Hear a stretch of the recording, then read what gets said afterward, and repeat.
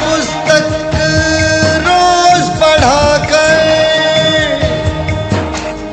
सही गलत की समझ बढ़ाता।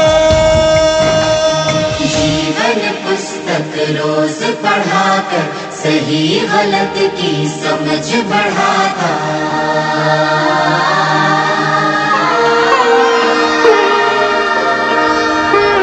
तेरी जय गौ शंख बजाए, रोशन तारे बन जाए। बखरी तेरी शोहरत, तेरी शोहरत सदा सदा रहे।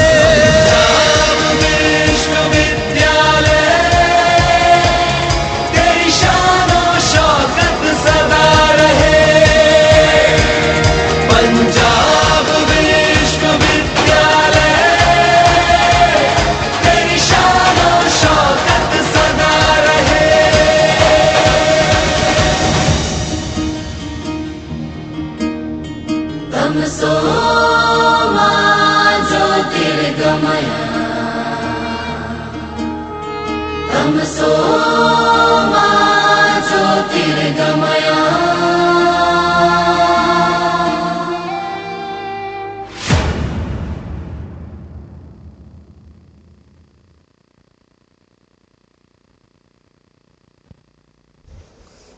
Tamso ma Jyotirgamaya, which means the light of knowledge removes the darkness of ignorance. This platform, being an altar of knowledge, will certainly enlighten us all with many new concepts and technologies.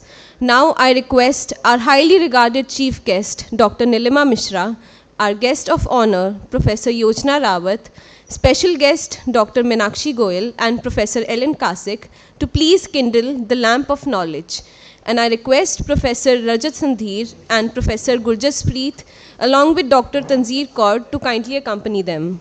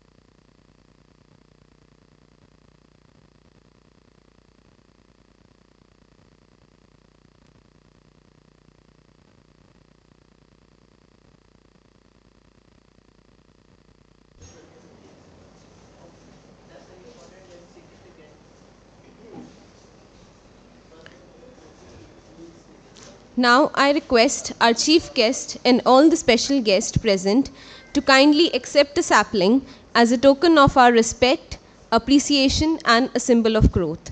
I request DUI Ma'am Professor Yojna Rawat to please welcome our chief guest Dr. Nilima Mishra and present her the sapling as a token of respect and gratitude. Now I request the course coordinators Professor Rajat Sandhir and Dr. Tanzir Kaur to welcome our special guest and appreciate their presence with a token of gratitude. Dean of University Instruction Professor Yojna Rawat,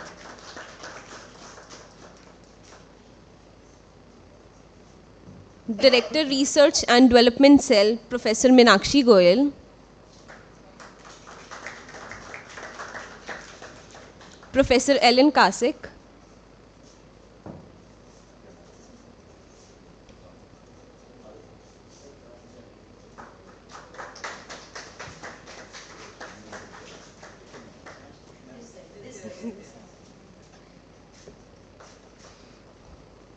Now I request Professor Rajat Sandhir to formally welcome everyone to this course.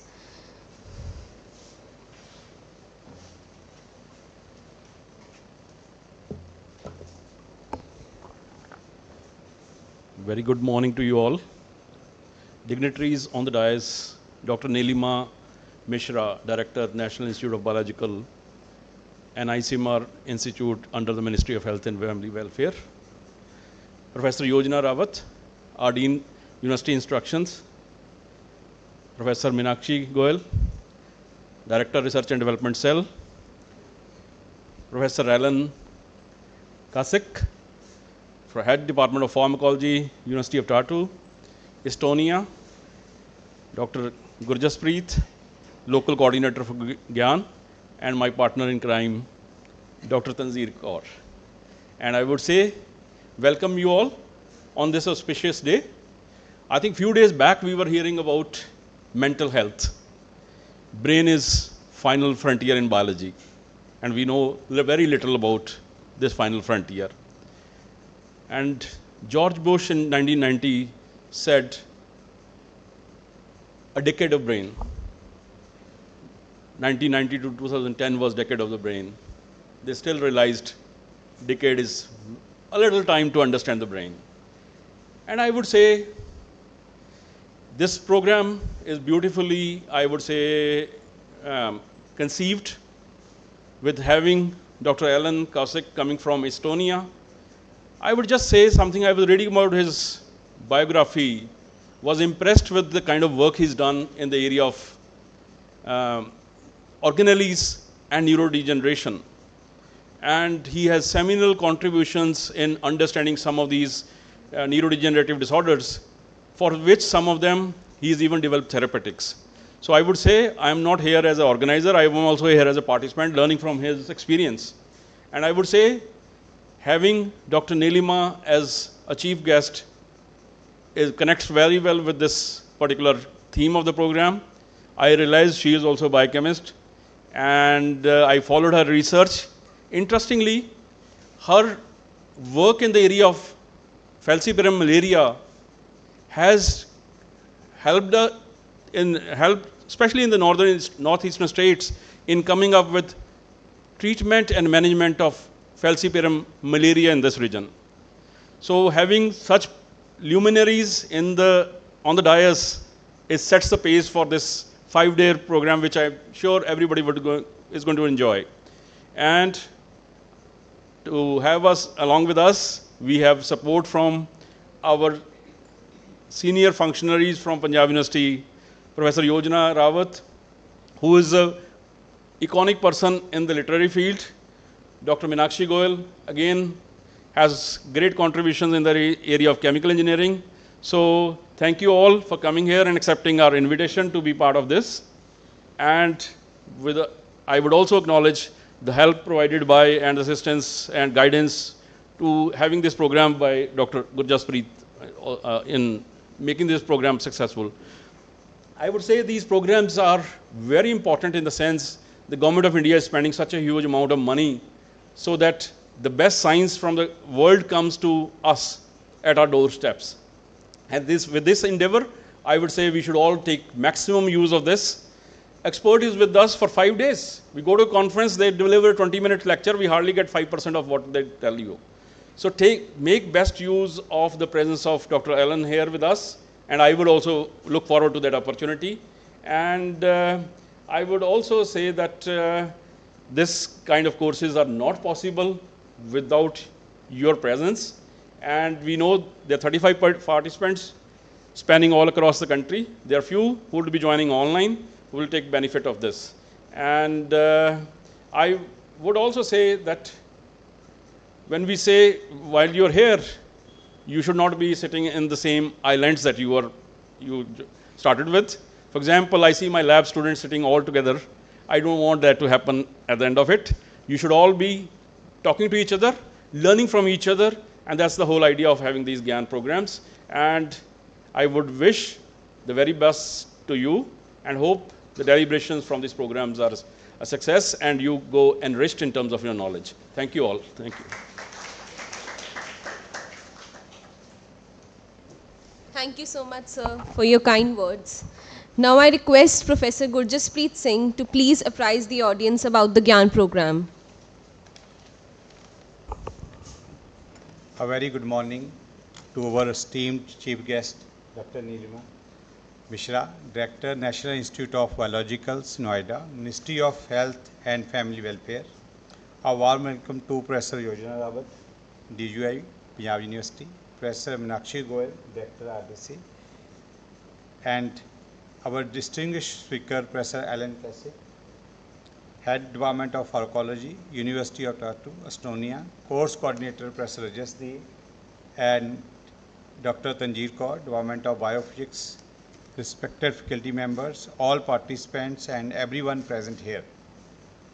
I extend a heartfelt welcome to all of you to the International Workshop on Molecular Insight into Neurodegeneration Pathways and their Drug Development Strategies, organized under Global Initiative of Academic Network GIAN. Professor Alan Kasich is an internationally acclaimed neuroscientist renowned for his pioneering research on the mechanism underlying neurological disorder.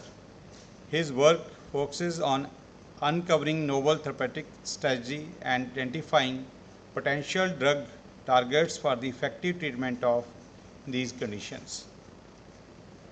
Global Initiative of Academic Network GIAN in Higher Education was launched in 2015. It is a flagship program of Ministry of Education, Government of India, designed to tap into the global talent pool of scientists, innovators, and entrepreneurs, and to foster their engagement with the Indian institution of higher education.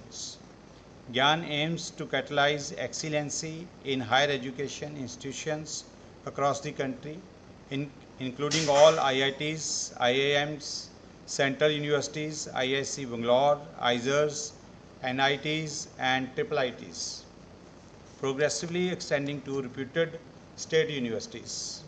It is a dynamic program that promotes participation of international faculty as a visiting professor or professor of practice, offering specialized 5 or 10 days courses to enhance academic collaboration and knowledge exchange. The first GIAN course at Punjab University was conducted in 2016. Till date, 27 courses have been successfully organized, and we look forward to conducting many more in the future. Punjab University has submitted 40 new proposals under the Phase 5 for upcoming financial year 2026 to 27. Under Phase 4, 3 courses remain pending and scheduled to be conducted before December 2025. I wish you all an enriching and enlightful learning experience with Professor Alan Kasich. Thank you.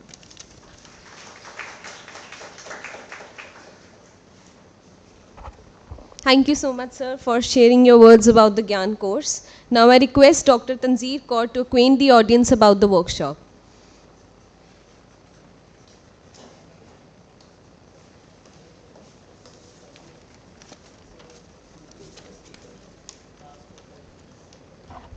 Very good morning to our chief guest of this inaugural session, Dr. Nilima Mishra, our guest of honor, Professor Yojana Rawat, our special guest, Professor Meenakshi Goyal, Professor Alan Kasich, Professor Rajat Sandhir, and Professor Gurjaspreet, and all the participants of this course. A very good morning, everyone. It is my pleasure to introduce you to this GIAN course on molecular insights of neurodegeneration pathways and its drug development strategies. Neurodegenerative disorders such as Alzheimer's disease, Parkinson's disease, and Huntington disease, they pose a significant challenge to both healthcare and research due to their complex molecular and cellular mechanism. So this course is actually designed to provide you with a comprehensive understanding of the pathways that lead to neuronal degeneration, including role of misfolded proteins, oxidative stress, inflammatory responses. A key focus of this course will be on drug development strategies, where we will target small molecules, biologics, or any other innovative therapeutic approach for the treatment of these disorders. We are very honored to have with us Professor Alan Kasik, Head of Department of Pharmacology at the University of Tartu, Estonia, as a foreign faculty for this course. He has an extensive research in deciphering the molecular mechanisms of neurodegenerative diseases and identifying drug targets that will certainly guide us through this course. So the objectives of this course are to build foundational knowledge and empower you to critically evaluate current research, understand intracellular quality control mechanism like autophagy, mitophagy, ER-phagy, and explore their implication in neurodegeneration and drug development. By the end of this course, you will be well equipped to assess therapeutic strategies, interpret biomarkers, and contribute meaningfully to the advancement of this very exciting field. So I really encourage every one of you to actively participate, ask questions, and make most of this learning opportunity. Thank you all, and I wish you all a very fruitful and inspiring learning experience ahead. So before we move forward, I would like to say that we are really privileged to have with us Dr. Nilima Mishra, our worthy chief guest. So Dr. Nilima Mishra, as we all know now, is a director of National Institute of Biologicals, Noida, which is an autonomous institute under the Ministry of Health and Family Welfare, Government of India. She's a distinguished scientist with extensive experience in biological standardization, quality control of vaccines, diagnostics, and other biological products. Under her leadership at NIB, the institute has strengthened its role in ensuring the safety, efficacy, quality of biologicals used across the country. Dr. Mishra's exemplary work in collaboration with the national program led to transformative policy changes in India's malaria management framework. Her research in 2009 instigated a nationwide prohibition of oral artesunate monotherapy, which thus addressing the critical treatment protocols in malaria. In 2012, her investigative findings regarding the treatment failures of anti-malarials catalyzed a very important policy shift where the management of falciparum malaria across 7 northeastern states was changed. Dr. Mishra has coordinated strategically in various programs such as Program Review Committee, MERA India, and the ICMR Expert Committee on Vector Control Products. When she was scientist G at, she has been scientist G at SERP, Science and Engineering Research Board, under the DST. She has also directed critical initiatives in 2020 to 22 to reinforce national R&D efforts, particularly in response to COVID-19 pandemic. With over 15 years of research experience, she has authored an extensive portfolio of publications in high-impact national and international journals, thus solidifying her status as an accomplished scientist in biomedical research. Here, I would like to invite our chief guest, Dr. Nilima, to please address the audience. Thank you.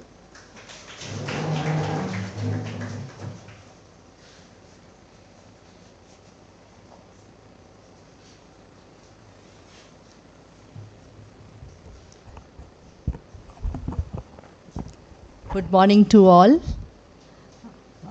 Good morning.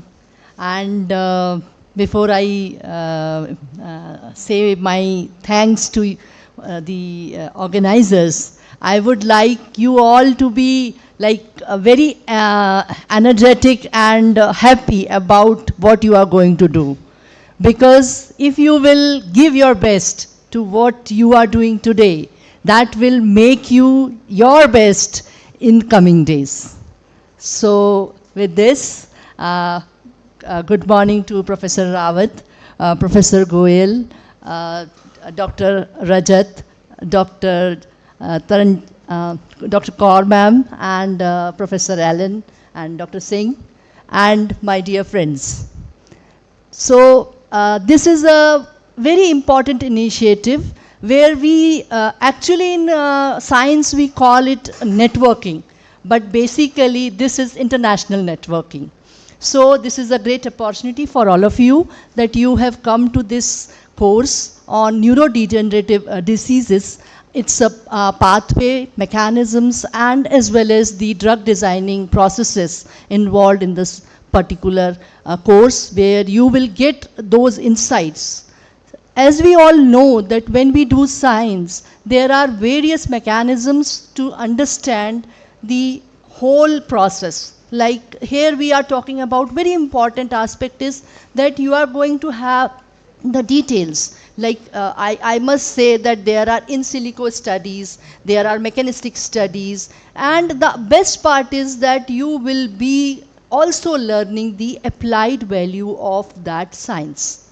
So this is, I must congratulate the organizers that this is a very holistic course, that it is covering all aspects of the particular area. As I have been an active researcher as well as science manager, I look forward to this course as a very good opportunity for all of you, that not only you will be learning science, but you will be networking among yourselves, you will be knowing the in and outs of the course, and later as future research scientists and established scientists, you will be using this network in further development at the international level also. So my best wishes to all of you, and I congratulate the team, Dr. Rajat and Dr. Kaur, that they have taken this initiative, and the support from the university, the Dean University Research, the academic, you can say the strategic partners, and the international experience and expertise from Dr. Allen will be guiding this course. So we understand that this is very important to take experience and expertise at the international level, where he has already been established professor of pharmacology and has developed novel therapeutics, particularly in this disease. So I invite you all to be curious about what you are doing, how it is to be done, and then what applied value that work will have. That also you should plan from the very beginning. So with this, my best wishes and blessings to you all, and hearty congratulations to the organizing team. Thank you so much.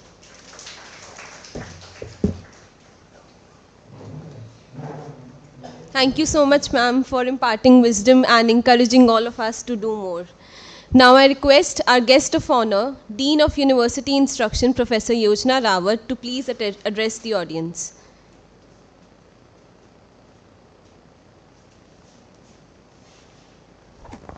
Good morning, everybody.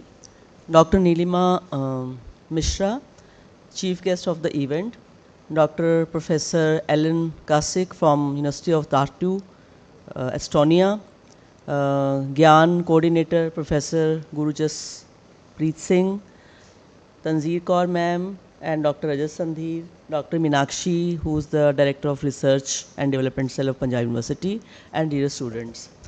You know, like as it's been told by Dr. Rajat in the beginning, that I'm a person from the domain of literature and language. So, but whenever I find an opportunity to be part of such events, I was here 2 months back, I was just thinking about it, and another 6 months back, Dr. Gurjas Preet invited me, and I am really, it's a very overwhelming experience for me to see the response of the students. Because whatever university does, or whatever initiatives are taken by government or state or at the university level, are successful or are able to achieve its objective only when students' participation is there. So I've been told that's a very, very specific field, and that's why we don't have this hall full of people and people not finding seats. But still the number of students who are here, it is very encouraging, and it is very, very overwhelming that you people chose to be part of this opportunity. Because as just now Dr. Nilima said, that this experience and the knowledge that you will gain during these 5 days from a scholar who is a particularly worked in that particular field and who is an authority on the subject and who has come to the Punjab University to deliver knowledge and share his experience with you, I think it's a great opportunity for all of you. And as Dr. Nilima said, whatever you will learn from here will not be part of your knowledge here in a curriculum or for your research, but you can one day, using this knowledge and experience, will be able to contribute at the international level. So I think it's a very, very good initiative by the organizers and a very good opportunity for all of you to be here.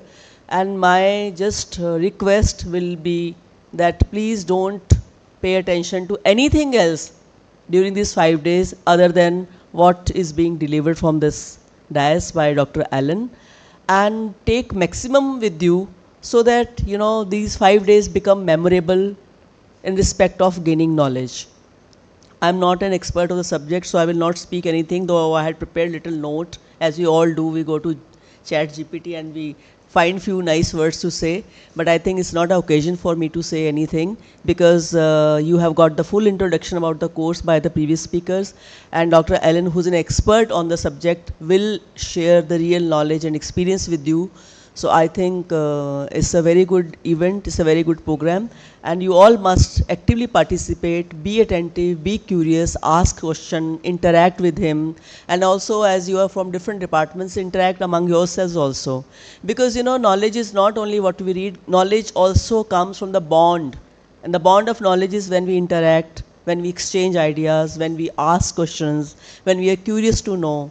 So I think this is a very good activity, which is not for you just to listen the lectures, but also to step out beyond that and learn more as much as you can.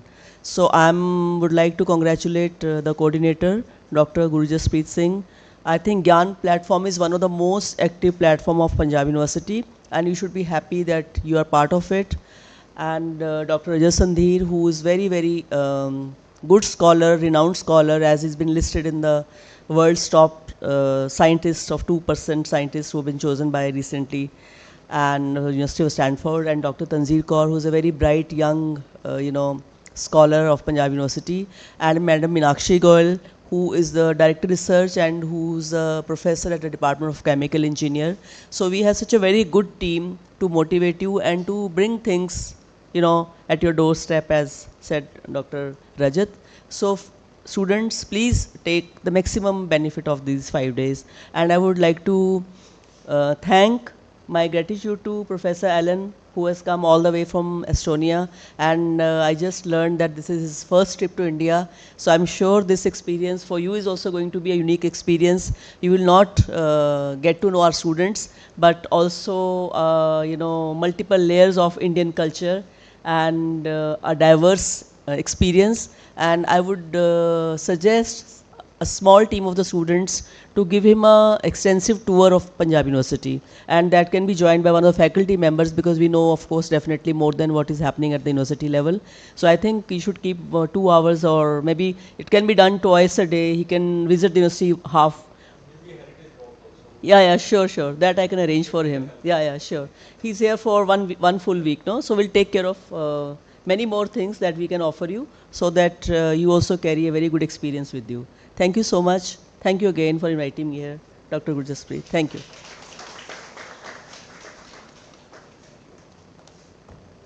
Thank you so much, ma'am, for inspiring us. Now I request our special guest, Director Research and Development Cell, Professor Meenakshi Goyal, to address the audience.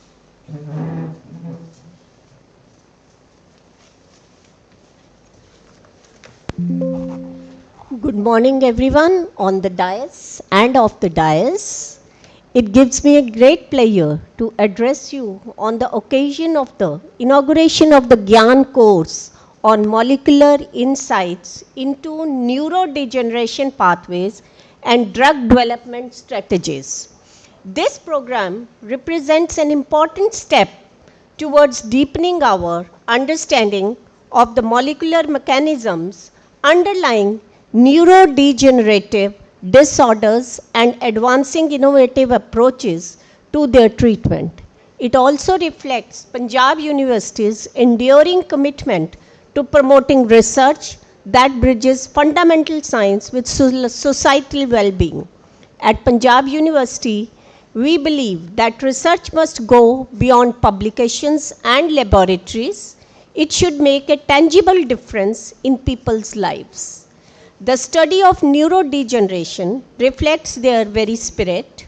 By understanding how these disorders develop, we move closer to developing therapies that bring hope to patients and their families. Addressing such complex changes demands an interdisciplinary approach, one that brings together molecular biology, chemistry, pharmacology, and data science. The GIAN course beautifully captures that integration. It offers participants not only molecular level insights into neurodegenerative processes, but also perspectives that connect fundamental research to therapeutic innovation. We are deeply honored to host Professor Ellen Kasich from the University of Toronto, Estonia, a distinguished neuroscientist whose pioneering work on mitochondrial dynamics and neuronal health represents the forefront of modern neuroscience. His presence here under the global initiative of academic network, that is GIAN, enriches this program and reinforces Punjab University's commitment to fostering global academic collaboration. We are also honored to have Dr. Nilima Mishra, Director, National Institute of Biological Sciences, Noida, under Ministry of Health and Family Welfare. She is a scientist and her research is very well related to this GIAN course. So we welcome her. I would also like to acknowledge Professor Rajat Sandhir and Dr. Tanzir Kaur for conceptualizing and organizing this program with such dedication and vision. Their efforts exemplify how purposeful academic initiatives can inspire innovation and nurture young minds to explore science beyond conventional boundaries. To the participants, this course is not only about acquiring knowledge, but about cultivating the curiosity, perseverance, and empathy that define true science inquiry. You are the generation that holds the tools and imagination to transform how we understand and treat neurodegenerative diseases. I extend my warmest wishes for the success of this program. May it spark new ideas, new collaborations, and a renewed commitment to research that is both intellectually rigorous and socially relevant. Thank you.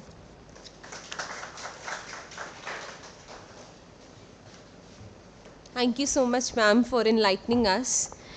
Now I request DUI ma'am, Professor Yojana Rawat, to please present our chief guest a memento as an expression of gratitude for gracing this occasion.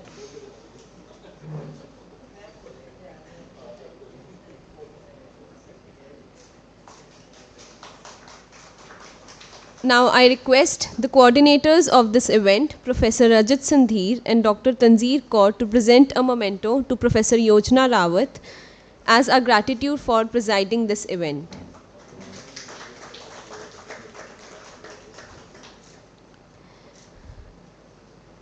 Now I request the coordinators to present a token of remembrance to our special guest, Professor Meenakshi Goyal.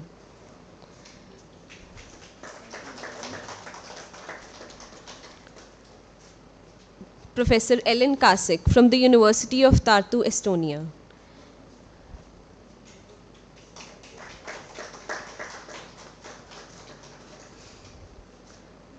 Thank you, everyone. Now I request Dr. Tanzir Kaur to deliver a vote of thanks.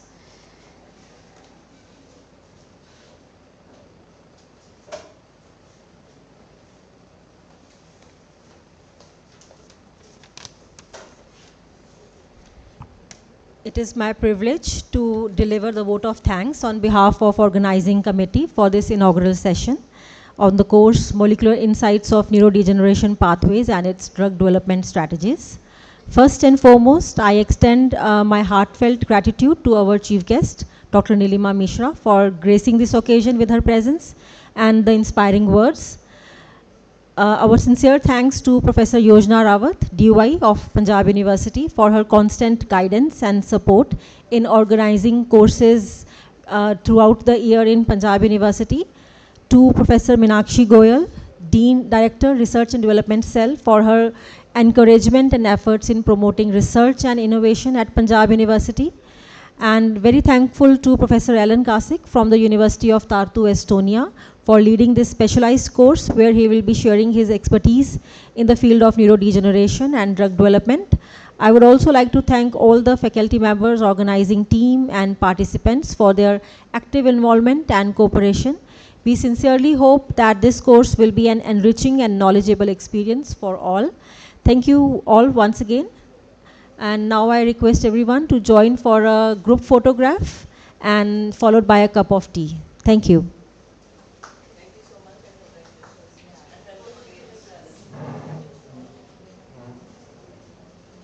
So we will have a group picture downstairs and then cup of tea. Is that fine? So all of us can move downstairs. At the entrance of the building, we'll have a group picture. We'll come back here.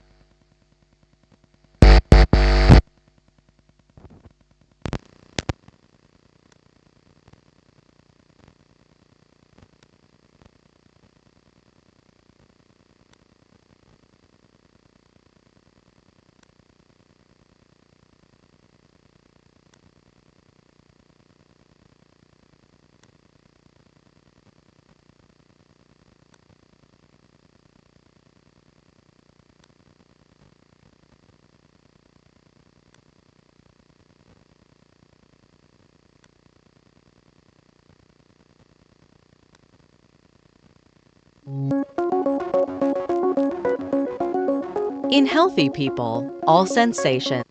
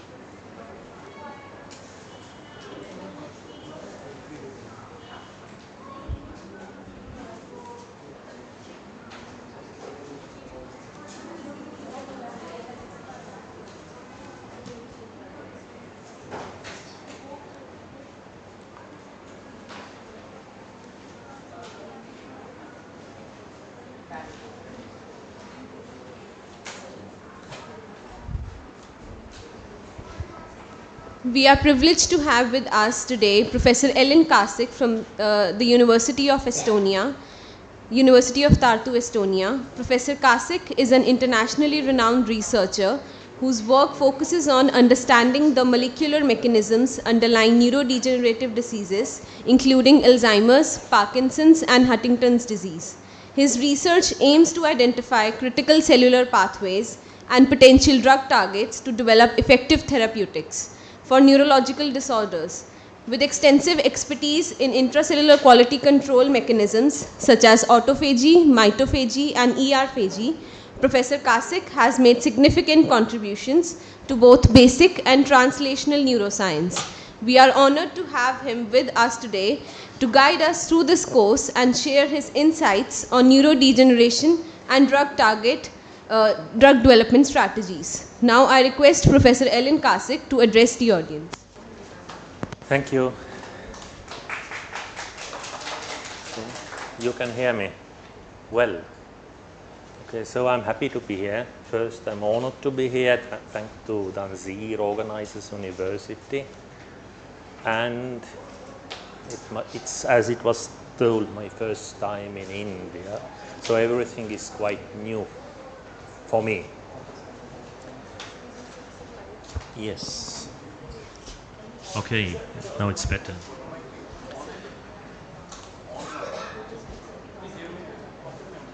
Sir, you have a caller mic. Yes. It's not. Ah, I see. Maybe this turned off. It's green. Yeah, It works. perfectly fine. Now you don't have to stay around. Okay. So you are probably wondering from where exactly I am. So you know something about Estonia? Probably not. So we are located between Finland, Russia, Sweden, and other Baltic states in the north of Europe. The university. Yes. The university I'm coming is actually one of the oldest universities in Northern Europe. So it was established 400 years, almost 400 years ago by King of the Sweden. Estonia was then under the Swedish rule before the Russians came. And since then it has been quite, quite good university. And it was one of the best universities also in Russian Empire. So it is old picture. Now it is looking like that. Then I'm also from Department of Pharmacology. This is actually one of the oldest departments, or even the first departments of pharmacology that was established in the world. And we have the founders of pharmacology, Buchheim and Smedeberg, who came and established this department. So Buchheim was the scientist who transformed this traditional materia medica into this modern drug classification system. Before that it was just a text showing that these compounds or plants are doing that and that, but after the Buchheim, pharmacology became really classification of drugs. And also his student Oswald Smedeberg was first to establish the pharmacology itself. So before that there was almost no pharmacology. After that the pharmacology became independent discipline. So then when they became famous, they moved to Germany to better universities. So this is about the history. Now we are located in the new buildings. You can see the Biomedicum, where we are it's the institute which includes all these preclinical departments, including the pharmacology department, and this is the main university clinical department building. But okay, this is about our university. So we are starting the course with a general introduction to neurodegenerative diseases, about symptoms, about mechanisms, not too much mechanisms, and then about the drugs, a lot about the current drugs. What is your background, educational background? Biology, biochemistry, chemistry, biomedicine, medicine, something. Pharmacology. So all you have pharmacology background or biology? Okay. So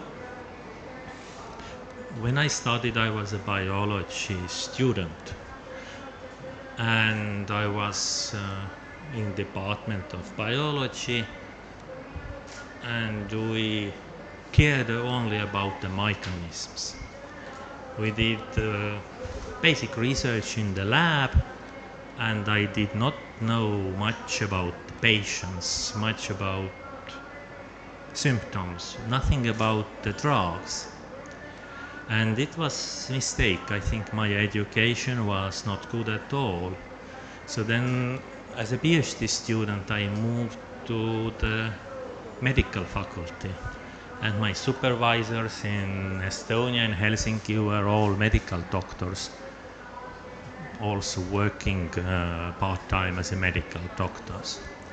And then I discovered that it's really not enough. Even if you study one molecule, you are testing it in hex cells, you should still know what you want to do with that molecule or compound. What is the disease you are really studying? So I started to learn, to understand more about medicine. So I made a master in in medicine, and PhD was very medicine orientated. And why it was good? You may think why I should know about the drugs they use in case of Alzheimer. It is good because you should, if you develop something, you should know what is the real need for that drug. So when we are now studying the rare Wolfram syndrome, it is maybe 2 per million is the prevalence, which is very small, rare disease. We are looking for the drug candidates.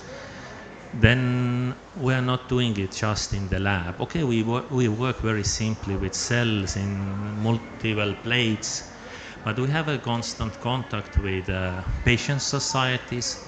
So we visit the patient society meeting in somewhere in UK where they have more patients once per year. We have a contact with the smaller drug companies, okay, not at the highest level, but at the people who are developing the drugs for these diseases.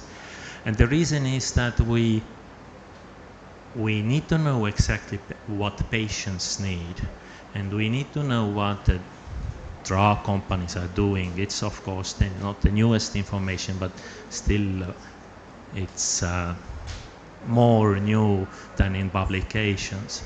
And why we need it? We need it for two reasons. First is that it motivates ourselves, because in academy, while we are doing research, what is the motivation? For younger people it is career and so on, but for me it is not motivating anymore. Only thing, money is also not motivating, because in academy you don't make money. Only thing that is motivating is that you will find something that is good for patients. Or even if what you are doing is not going directly to patients, somebody else is developing your knowledge further to something which helps the patients. So that actually the patients, this is the main motivator, at least in pharmacology. And another thing is that if you know all these details, what is needed, what patients want, then you also know what the funding agencies want. Because, for example, what is the problem when we evaluate the grants of the European Health Agency? The aim of the grants is to develop new therapeutic modalities, drugs, and so on. Then they expect something which is immediately, or at least after some delay, useful for patients. If you are doing basic research, you don't get any money. So to get money, you should know again the need very much. If you develop something, you should know the need, and this helps you to get the grant money and to do more work and better work. But okay, so the idea of this talk is that if you study some compounds in the lab, and even if you are chemists, you should know the disease, what for this compound will be developed very well, and you should know the current therapies. So I think I will start with very, very general explanations. What are neurodegenerative diseases? What are the factors making the neurons very sensitive? And then go to diseases. So I don't want to be the only person who is speaking. So I will try to ask questions from you. And so if you have questions, then after each block, I have also a small, break for questions, because at the end we don't remember anything what was at the beginning. So please be free to ask after these blocks whatever questions or specific or generic you have, please ask. Sometimes I don't know what to tell you, but sometimes I may know that.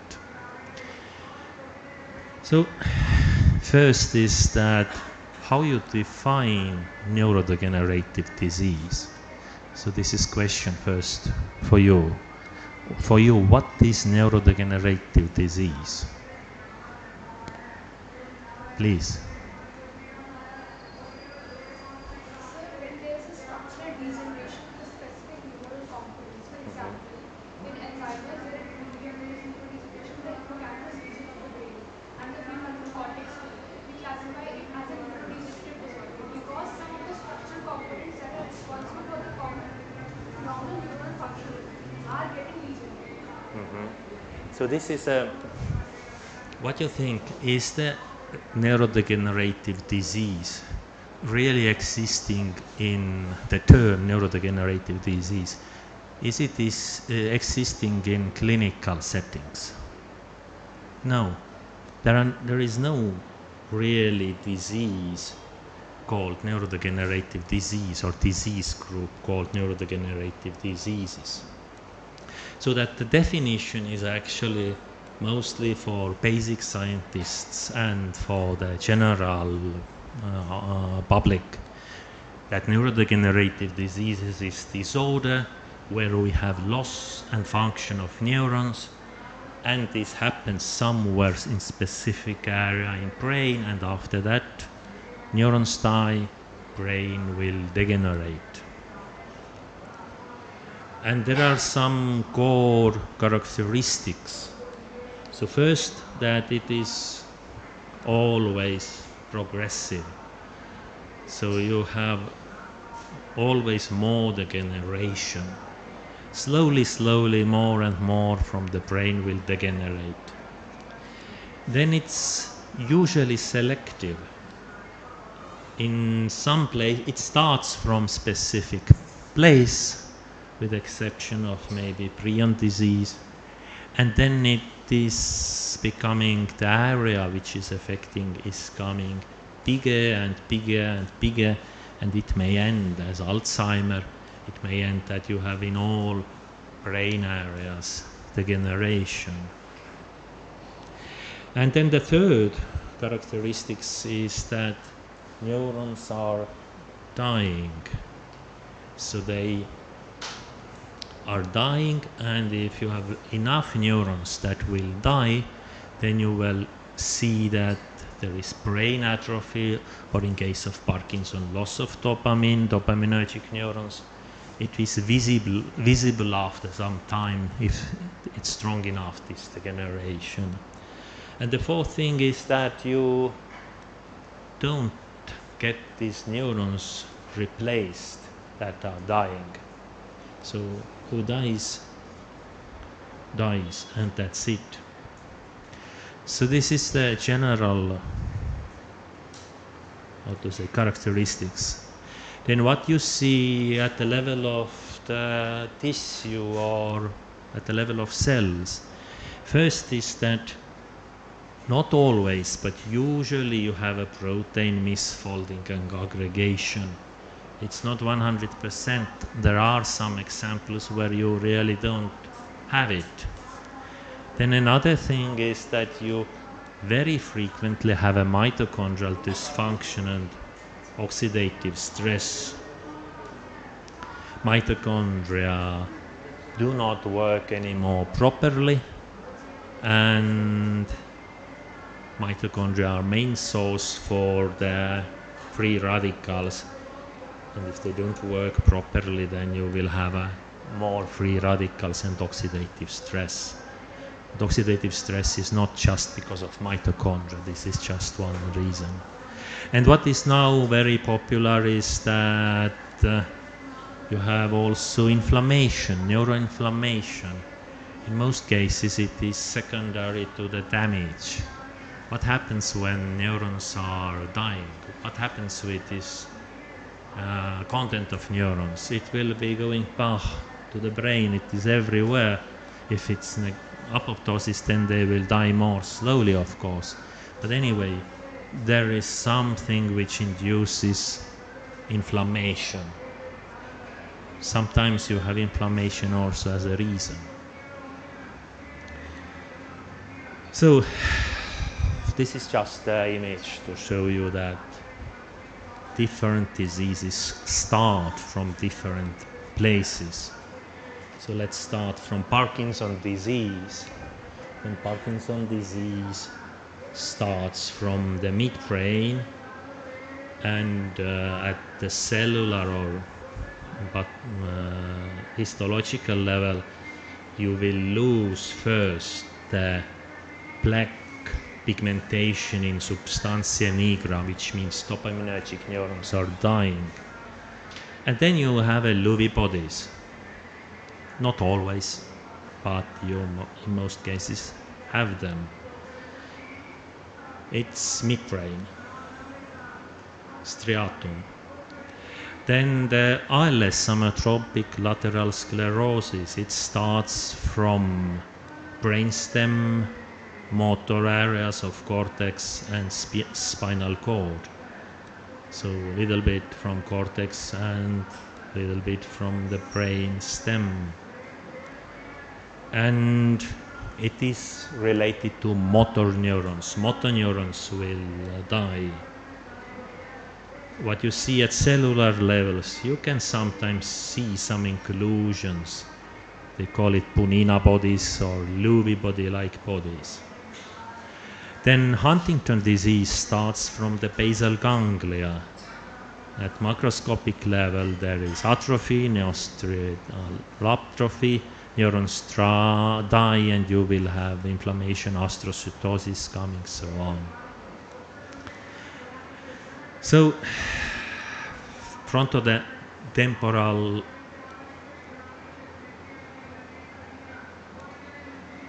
degeneration or dementia and Alzheimer's disease.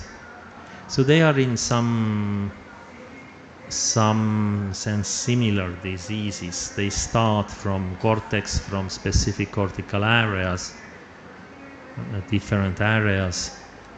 They will lead to atrophy, and they have deposits. Alzheimer has beta amyloid deposits, tau tangles. Frontotemporal dementia has also tau deposits and big bodies. So this group is little bit overlapping. And then you have a rare disease, very rare disease, prion disease, where you have everywhere in cortex strong atrophy, spongiosis. The brain will be at the end like a sponge. So I have spoken with some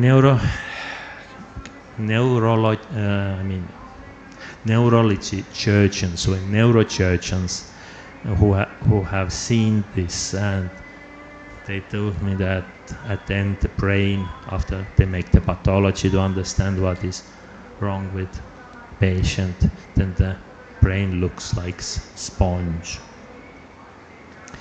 So a lot of diseases, but there is no generally accepted list of neurodegenerative diseases. So the main and the best classification of the diseases is this International Classification of Diseases 11th revision. And also if you check the World Health Organization disease classification or lists, they don't have neurodegenerative diseases. And the reason is that in these clinical settings, these diseases are quite differently managed. And they are clinical syndromes, they are not together. There is now nothing like neurodegenerative disease. But anyway, you should know how to call these diseases. So why it's relevant, why you should know that. So it's this is just a general homepage.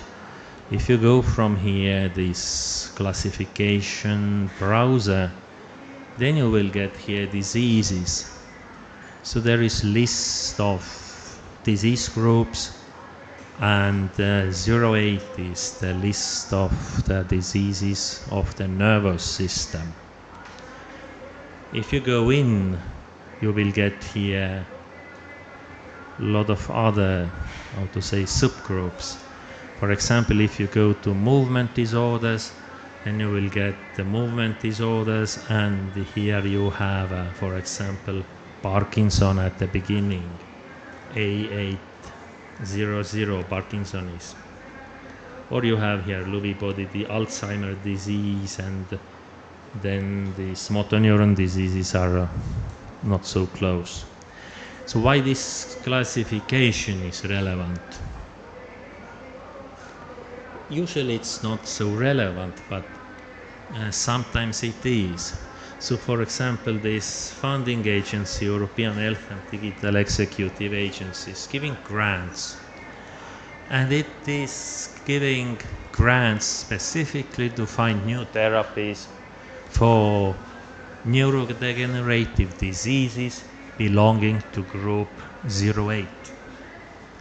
Some people, basic scientists maybe, they don't understand what this classification is.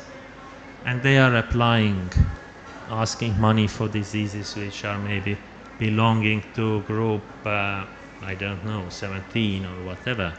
You have some neurodegenerative component having diseases also on the other groups. So that if you are speaking about disease, then okay, it's good to speak about neurodegenerative diseases, but for clinicians, this is not disease. For clinicians and for these clinical orientated funding agencies, you should have real disease or disease groups which have the codes. And I don't know how about it here, but also in Europe, at least in clinics, if you put the diagnosis, you need a code. The code means that the health insurance fund will give some money, and so on, so on. So you don't need to know these codes, but you need to understand from where they come and how to find them. So next, that what kind of diseases we have. We all know there is Alzheimer, we know there is Parkinson, then we know there is Huntington. There is also multiple sclerosis. There is also the SMA, ALS, and how frequent they are. So the list is not so short. You have actually much more diseases. So I listed here most frequent, most prevalent one. So how prevalent they really are. So Alzheimer is really prevalent. It's difficult to say how many patients we have per world in world, maybe 50 millions. The statistics is quite complicated to get. So I have therefore US statistics here because they have really trustable numbers. So we have 7 million Alzheimer patients at the moment in US.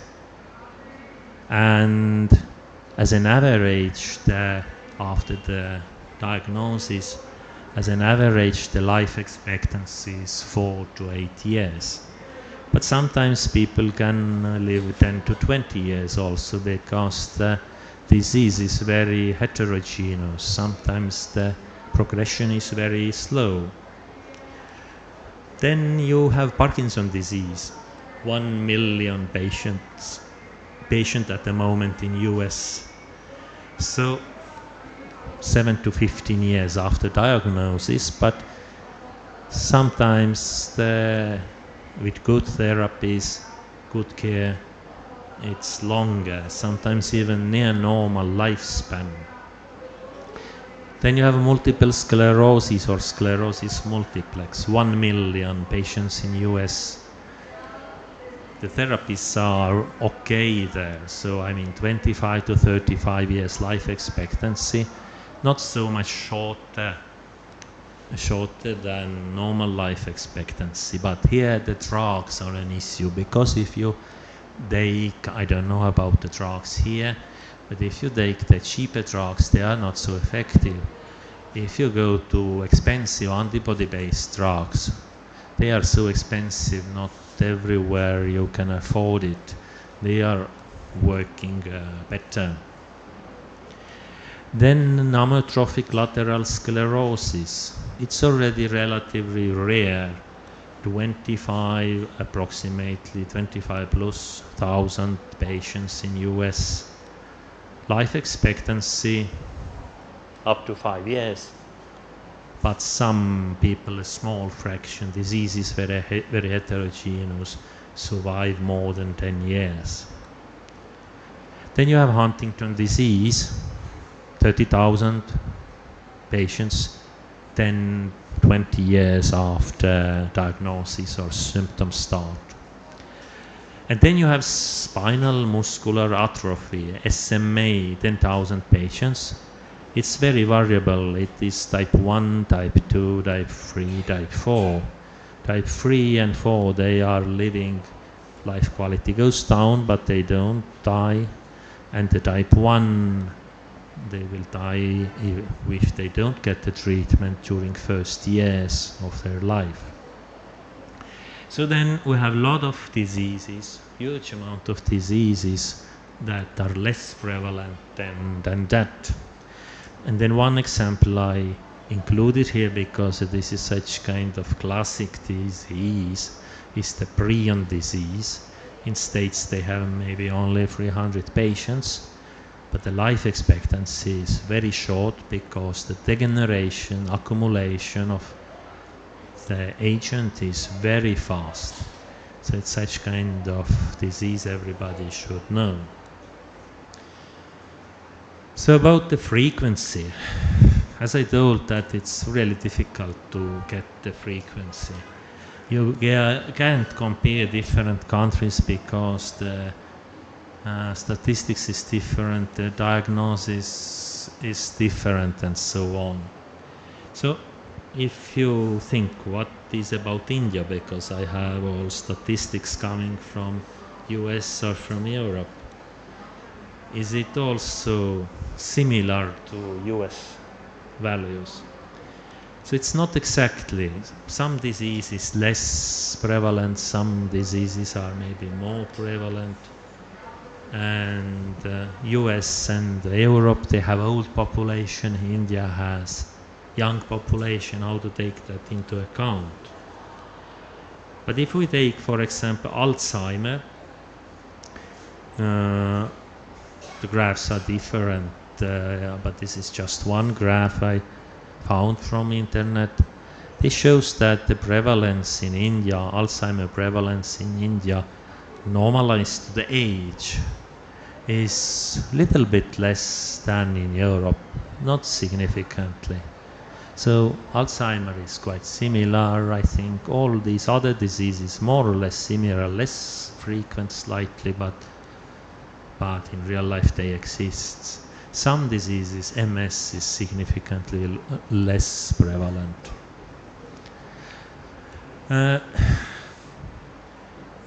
Sometimes the differences are very big. For example, Alzheimer, the blue is relatively lowest prevalence. So it's Europe, India, part of the Africa, part of the South America. Then you have also some countries, North Africa, Turkey for some reason, where the prevalence of Alzheimer is very high. So I'm not completely sure whether this is correct, because you can have these statistics in many different ways. So there is heterogeneity, different areas have different genetic backgrounds. So this part was then about neurodegenerative diseases in general. So what do you think about that? What you can ask? So I need some input, please. Stroke. So stroke is not neurodegenerative disease, but it has very strong neurodegenerative component. Because if you have some stroke somewhere localized, then okay, there is no. But okay. Yeah, if you have something, then it will be good to have later. But it's okay. I will. It's okay. Don't worry. So in case of stroke, you have always this core area where you don't have the blood flow. Why stroke happens? There is no blood flow in some area. This specific core area dies away anyway if you don't restore the blood flux quickly enough. But then this core area is surrounded by penumbra, if I pronounce it correctly. And this penumbra is, for this penumbra there is question, will it die, will it not die? And sometimes it is dying slowly, it degenerates slowly. So it's, you can say that this penumbra degeneration is neurodegeneration. But this is how to say, there is a little bit of neurodegeneration, it's not neurodegenerative, yeah. It's quick, but this penumbra is dying slowly. Okay, it's not years, but it's not half an hour. And sometimes, actually this is one of the main questions if people have a stroke, that how to keep these surrounding areas of this core, how to keep these surrounding areas healthy. So, any more questions about that? Okay, we can go on because it was very beginning. So, why the brain is so sensitive? Please tell me. Why the nervous system, neurons are so sensitive, why they want to degenerate. Your fat cells don't want to degenerate, or my fat cells at least. They don't go away anyway. Why neurons are sensitive? Just what to say? What you think? Yes, but also your kidney has very high metabolic demands. Kidney has much higher metabolic demand than oxygen, but kidney has also very high oxygen demand. But this is good reason. This is one reason. What else? Yes, this is important. There is no regeneration. What else? So they don't divide. Once they are formed, the number only decreases with time. Is that Yeah, no regeneration. Yes. And what else? So you have already two important points. Or three even. Okay. So I tried, it's my subjective listing why the nervous system is so sensitive. It's most complex. You don't have anything else in the body that is so complex. Then its development is very complex. You don't have such kind of cells in the body. If you take the motoneurons, where end of the cell is 1 meter from the soma. Energy demand was already, how to say, said.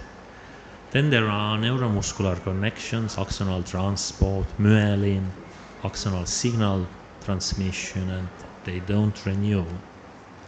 Let's start from the beginning. So the nervous system, first, you probably know that, but maybe somebody not. The nervous system is not only brain. The brain is the central nervous system. So the brain and spinal cord together is central nervous system. In addition, there is also peripheral nervous system. So all these nerves are going to somewhere in periphery, and you have also the central, how to say, cell bodies, somas, neuronal bodies, somewhere in periphery. So if you take, for example, enteral neurons, you have a lot of neurons and neuronal bodies to your stop. So it's complex. It's very complex. What do you think, how many cells, or better to say, how many neurons we have in brain? Just what you think, approximately. Million, billion, trillion? How much? Billions, yes. So it's billions. So it's actually, as an average, 86 billion neurons in brain. Then there is 1 million in the spinal cord, and not too many, just 0.1 billion in peripheral nervous system. Not really small number. Then, in addition to that you have a number, you have 80 and something billions. You have the variability. So it's not only neurons in the brain. If you take the brain, then you have half of the cells that are neurons, and then another half or more that are supporting cells, not neurons. So you have very different cells in nervous systems which are specialized to something. 3,000 cell types, or 3,300 currently. So they are all doing something different. So this is just a figure showing you that you have different neuronal subtypes, enteric neurons, parasympathetic neurons. Some subtypes are very rare. If you take neurons responsible for some kind of specific sleep. You have maybe 1,000 of them only in the brain. So some are not very abundant. Okay, you have 86 billion neurons, but these in brain, these neurons are doing something. They are depolarizing, they are passing the signal to another neurons, and they use synapses for that. So synapses contact between the neurons, between the axons of neurons. What do you think how many synapses we have in brain?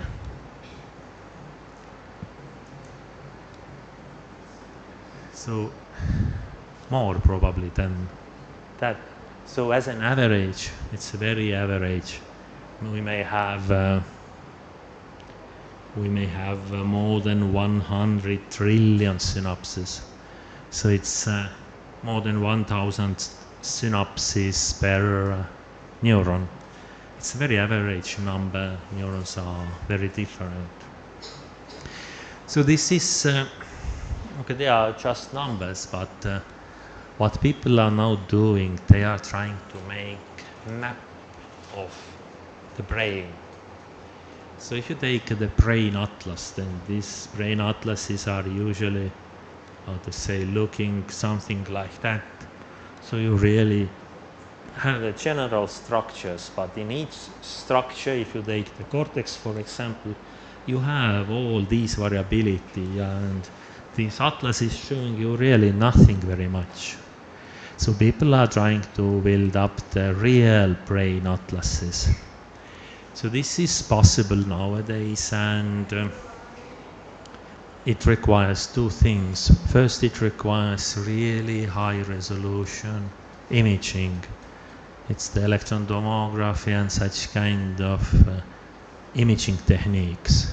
And another thing, it requires the computing power.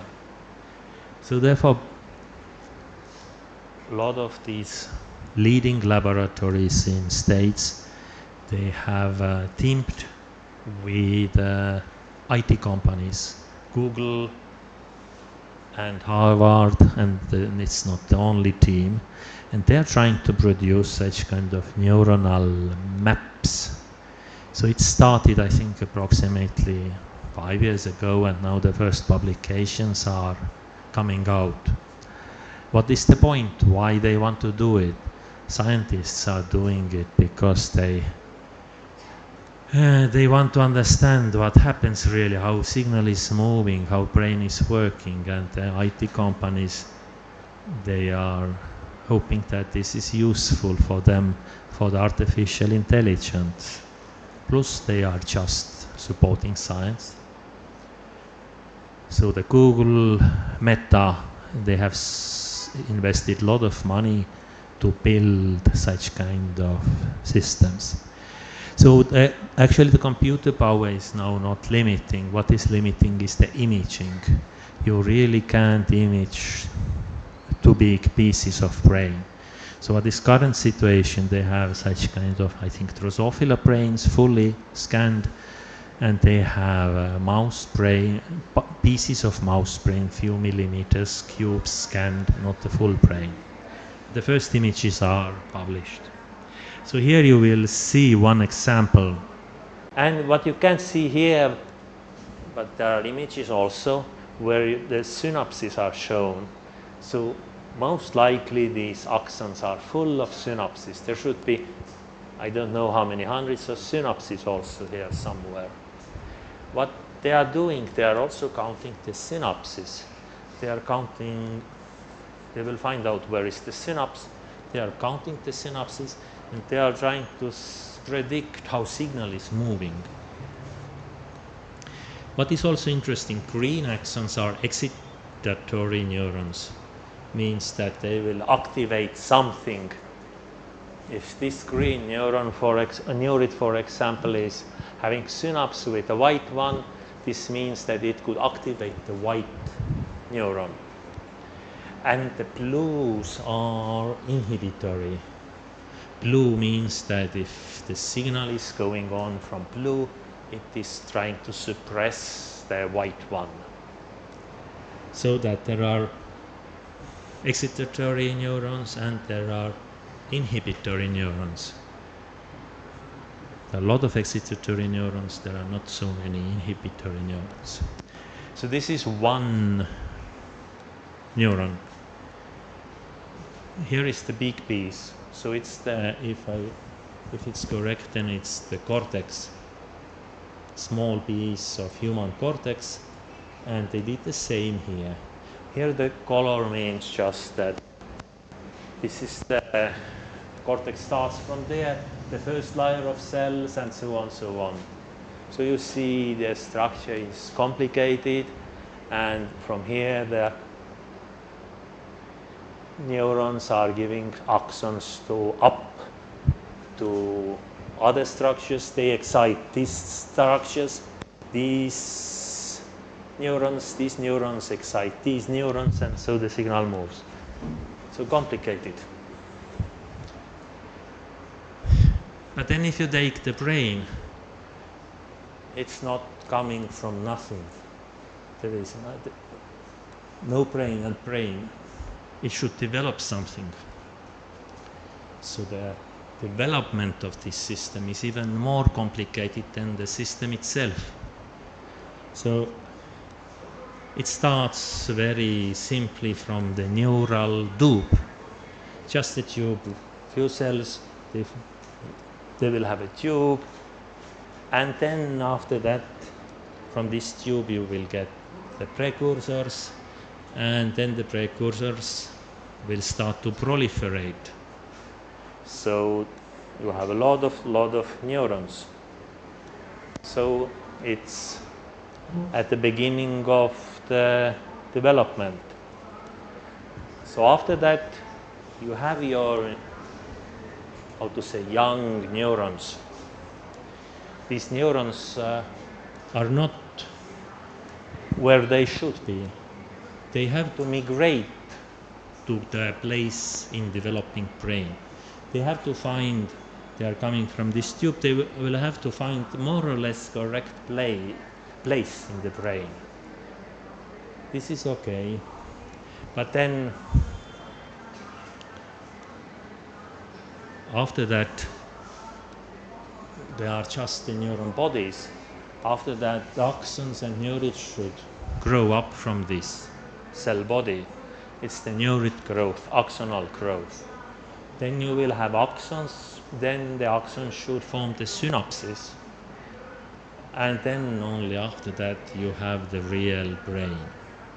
So this development of nervous system is most sensitive and complex part of this.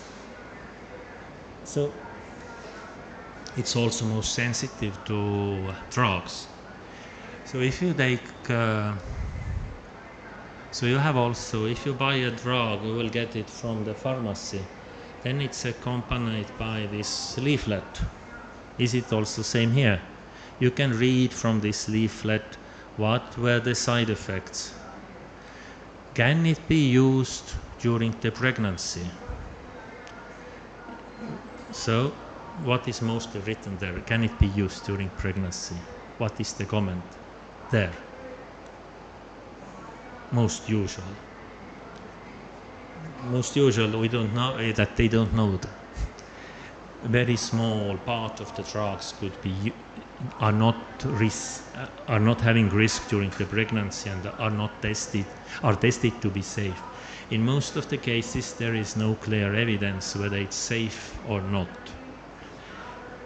And one thing why these drugs are not safe, one thing they are not tested, is that since in the uterus the developing nervous system is very sensitive, all these side effects which are not affecting adults or older children very much, they may be toxic during the development process and during the nervous system development process. And to minimize that also, this if you do toxicology testing, I mean preclinical toxicology for FDA, and you have a drug affecting nervous system, then you always should, in addition to neurotoxicology, you should do these developmental neurotoxicology tests. And the reason is just that this is most sensitive system, most sensitive time, and the minimum side effects could affect this process. You will get different brain. So it's just one example, that illustration. So one of the possibility speculation is that it's clear that autism spectrum disorders, autism, is related to brain development.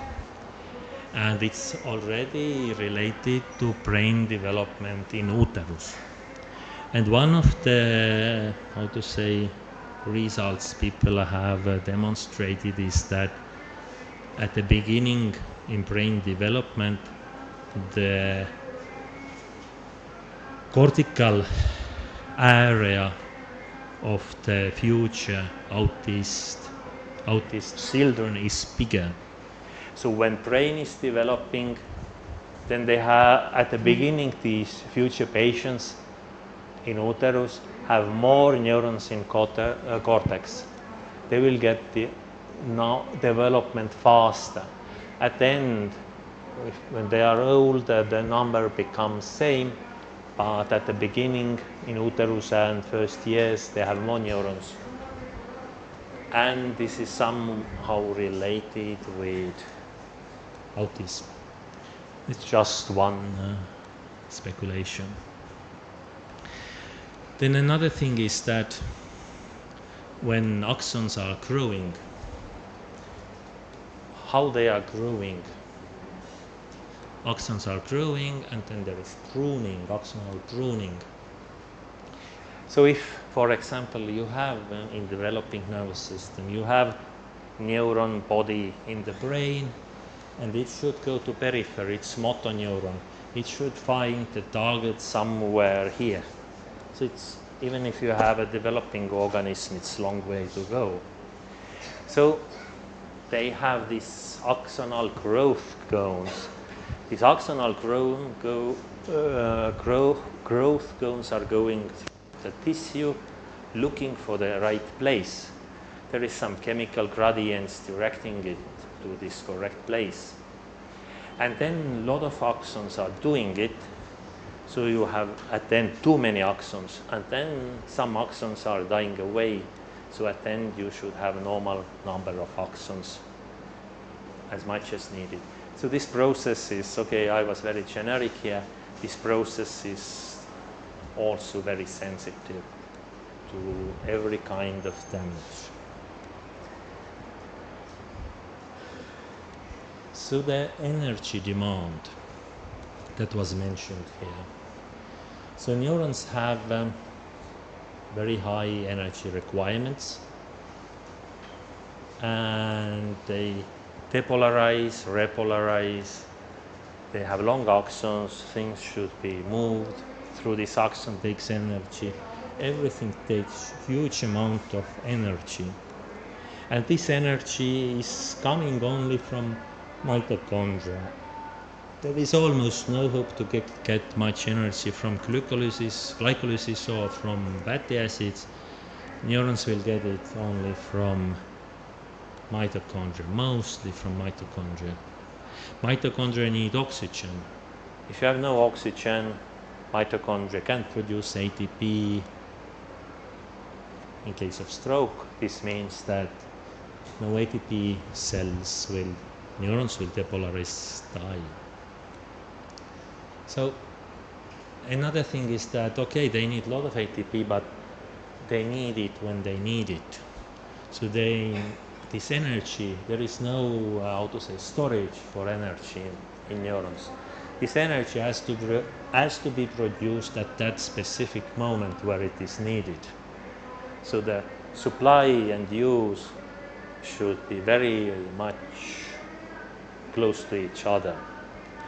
And because of that, if anything happens with energy production, anything happens with mitochondria, then the nervous system is immediately affected.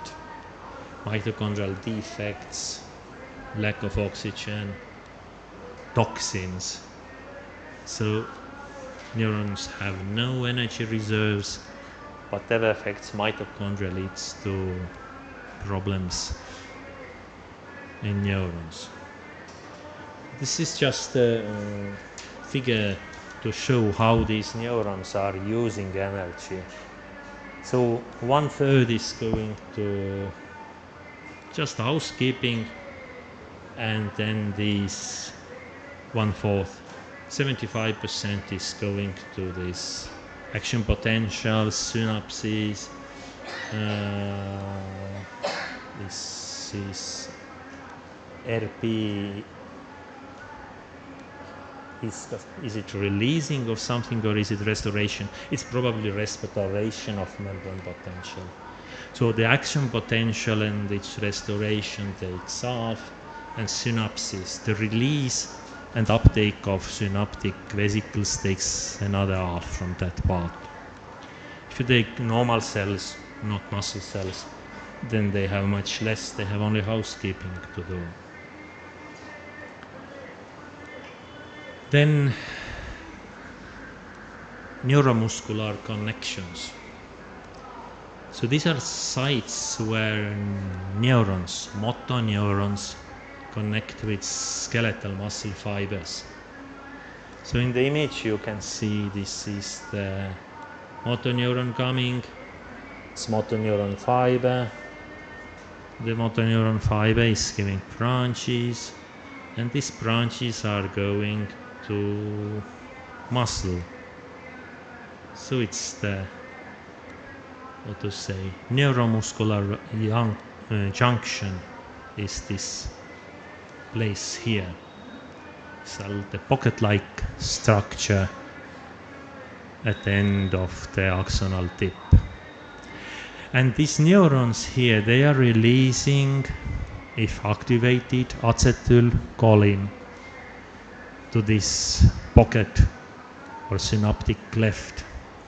This acetylcholine is binding acetylcholine receptors that are in the muscle fiber membrane, and then these receptors trigger the depolarization of muscle membrane. Depolarization of muscle membrane leads to the calcium influx.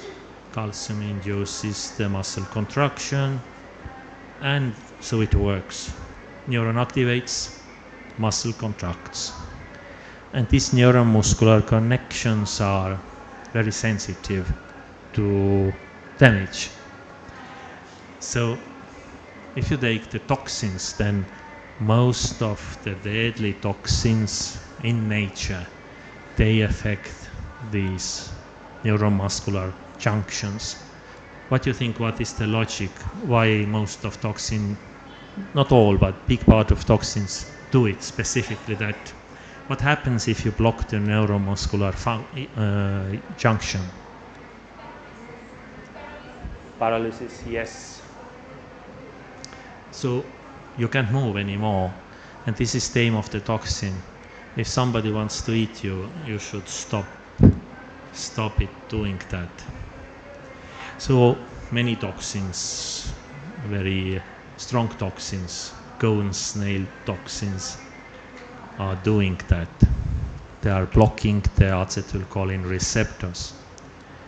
Or one example, good example, is curare. Curare is actually in some kind of plants, and the local Indians, they just use these plants to do the fishing. So if this curare was going to the small lakes or small ponds, it was killing the fish, and you made good fishing. Then there is axonal transport. As I said, you take the motoneuron, you have in brainstem, you have a soma somewhere, and then it's 1 meter to go to somewhere to move your leg. And the axon, this 1 meter long axon, should move all the stuff from the body to the end of the axon and back. All the synthesis, not all, most important synthesis happens in the body, and all these compounds, building blocks, they should go to axon somewhere, somehow. And then if these building blocks or compounds become old, not compounds, sorry, proteins become old at the end of axons, they should come back to the body. If this is not happening, then the axon will die away very quickly. So there should be very efficient axonal transport. So this axonal transport is essential to move everything, molecules, organelles, proteins, between the cell body or soma and synaptic terminals or presynaptic terminal. So there is anterograde transport and retrograde transport. Anterograde means that everything goes from body to the axon, and this system uses the motor proteins called kinesin motors. And then there is retrograde transport that carries old stuff back from the terminal to body. And this retrograde transport uses tunane motors. So kinesin is single protein, tunane is huge complex of different proteins. And these motor proteins, they should move somehow. So we have here just the cargo and motor protein. They should have some kind of railway. So there should be railway going through from the soma to the axonal terminal. And this railway contains microfilaments of actin, microtubules, different tubulin, and a lot of neurofilaments there. So actin, tubulin, neurofilaments, and there is tau related to Alzheimer. This tau is also somewhere there. So there are some toxins or drugs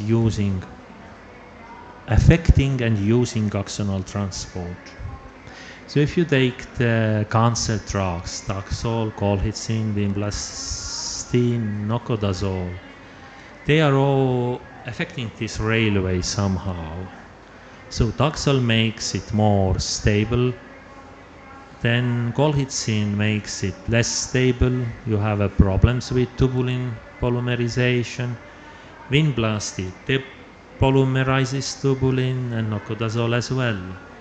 So that if you use these drugs, your tubulin network is, too strong, which means it's messy, it's not anymore nice railway, but it's like that. Or it's with holes if the polarization is not enough. So this is aim actually why they use this drug in cancer treatment, because in case of cancer this blocks mitosis, cancer cells do not develop. But all these drugs affect also axonal transport in the brain. So we are using sometimes them to affect axonal transport. So it's such kind of side effect at the level of brain. Or another good example is the neurotoxin, tetanus toxin, produced by Clostridium tetani. So it is such kind of two subunit big protein, 50 kilodalton and 100 kilodalton heavy chain protein. So it's so big that it is not going to brain. Why some compounds and big proteins are not going to brain? There is barrier. So it can't go to brain because of that barrier. So it has therefore such kind of clever way. So if you take the animal, for example, animal injures somehow its leg, and then this tetanus toxin is going to the leg. In leg you have muscles, but you have also the terminals of motor neurons. So it will be internalized to motor neuron, and then it uses the transport. Is it what you think? Retrograde or anterograde transport now? Retrograde back. So it uses retrograde transport to go back to the body of this motor neuron. And then from this body of motor neuron, it is going externalization, internalization, it is going to inhibitory interneuron. What this then happens?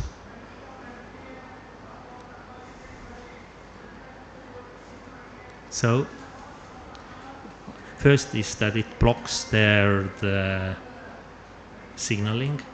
It cleaves the synaptobrevin, the protein here that is responsible for releasing of the neurotransmitter.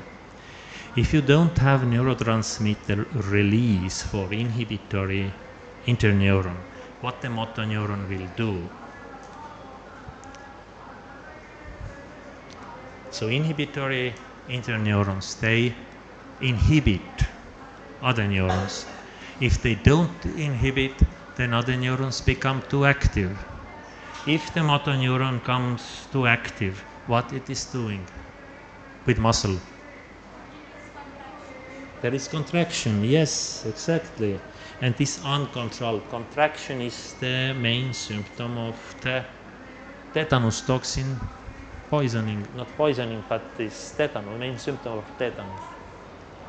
So it's a very clever system how the toxin is using the retrograde axonal transport going so far from the initial site of entry, and how then it affects back to this initial site. Then there is myelin stealth. So this is what you know about myelin stealth.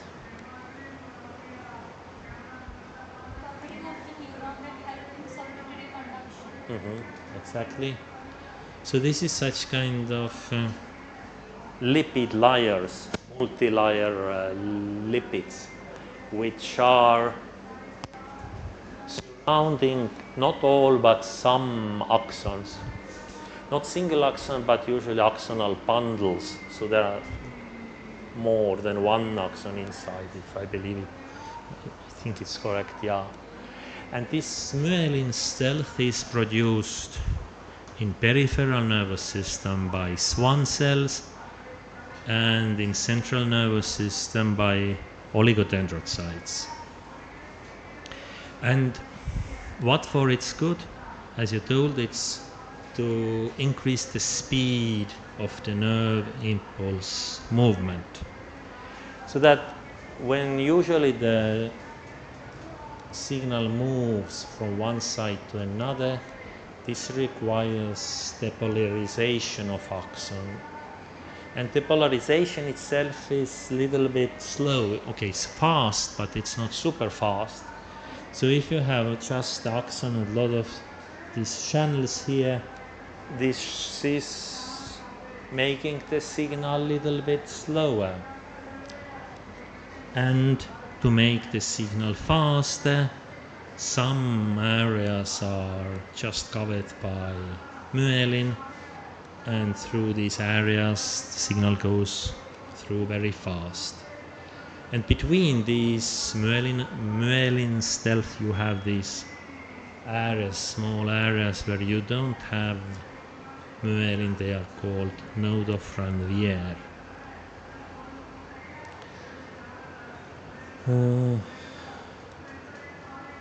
So if you take multiple sclerosis, then you don't have so much myelin, which means that signal conduction is slower, and you will have problems. Just one example. It was in 50, 60 years ago, at least in States, they were selling hexachlorophene as an anti-infective and antibacterial agent. It was used in soaps and in skin cleaning, skin cleaners, also in agriculture. And some of these were used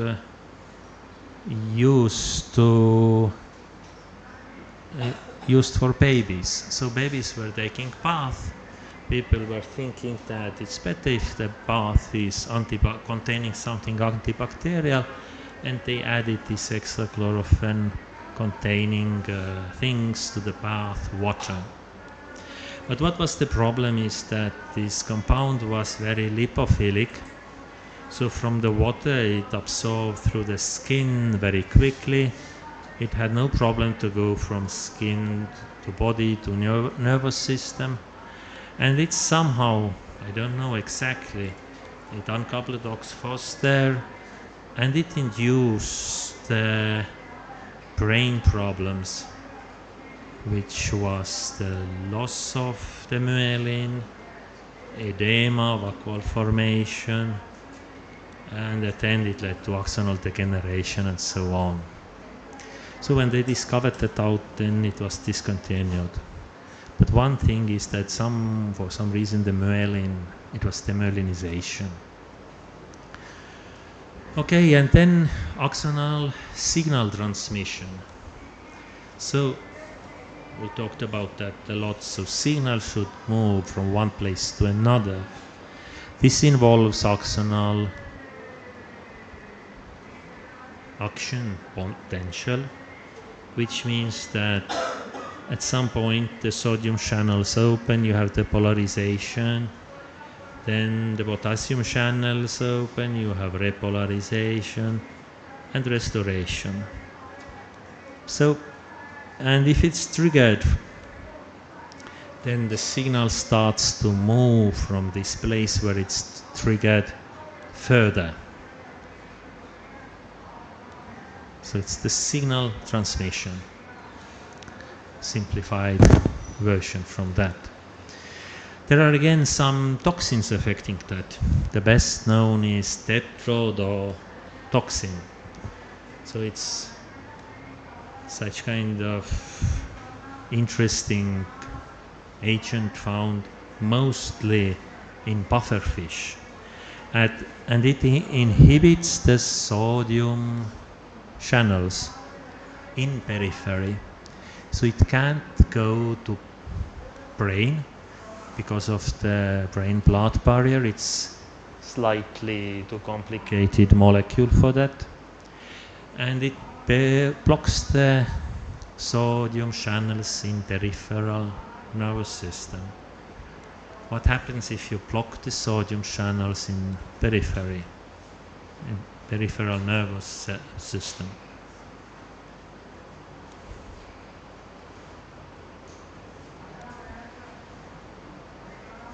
What happens, what you think? Sorry?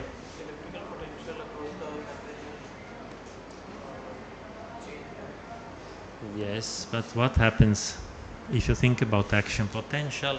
You don't get action potential because the sodium channels are inhibited. If you don't get action potential and signal transduction in periphery, what happens at the level of body, organism?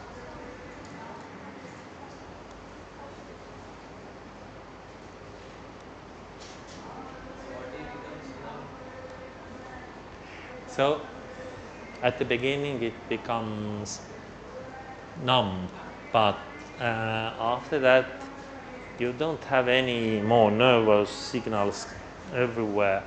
You have a paralysis, you can't move anymore. You can't respire anymore because respiratory muscles here, they also want signals from somewhere. So everything stops in body but the toxin is going to brain. Brain is, at the beginning it's okay, but of course if there is no blood anymore coming in, then the brain will die because of the lack of blood. The fish itself contains it in huge amounts, but fish is very clever. Fish has this specific sodium channel mutated, so the compound is not affecting the fish. So it's famous toxin. Why it's interesting? Interesting is that people are eating this fish a lot, in Japan at least.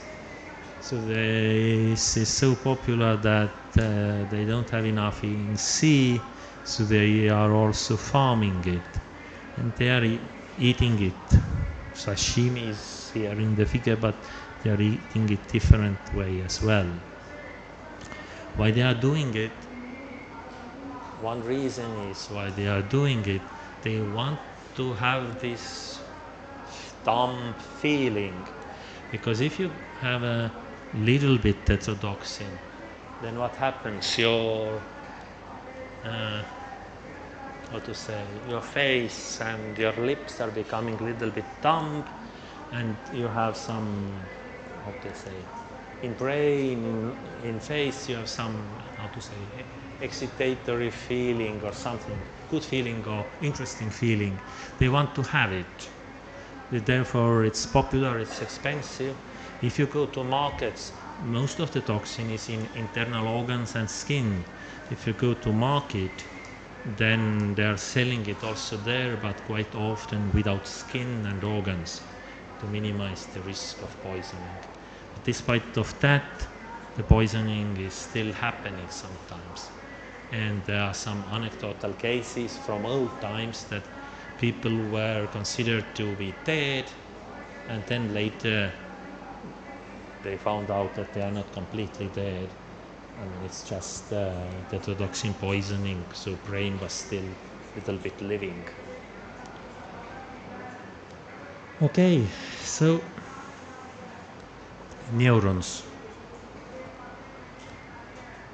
So you said at the beginning that they don't regenerate. Neurons have axons also. Axons are more relevant than neuron bodies. If you have a neuron, it dies away, axon dies away, it's dead.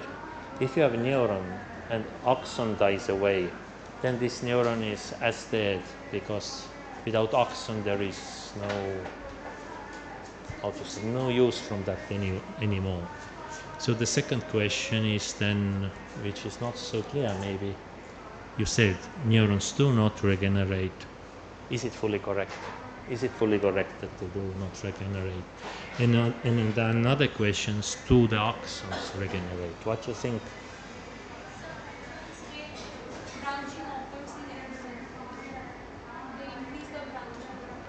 Yes, but if you take, for example, motor neurons, then it's one big axon and the branches are only at the end.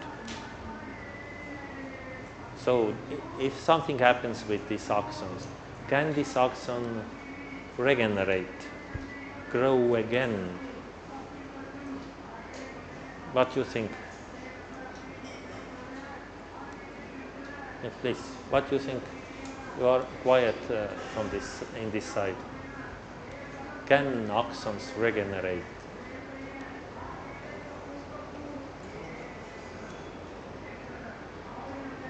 If you think about the people who for some reason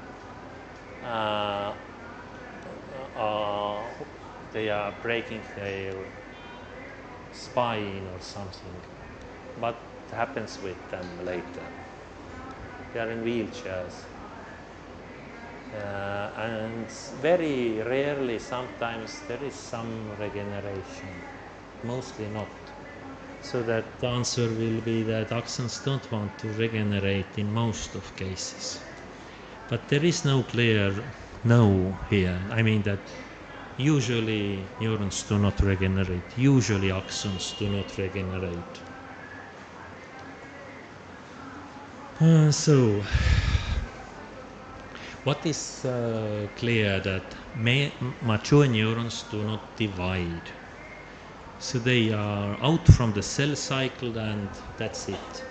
So you don't get any new neuron from fully matured neuron. But theoretically you can get new neuron from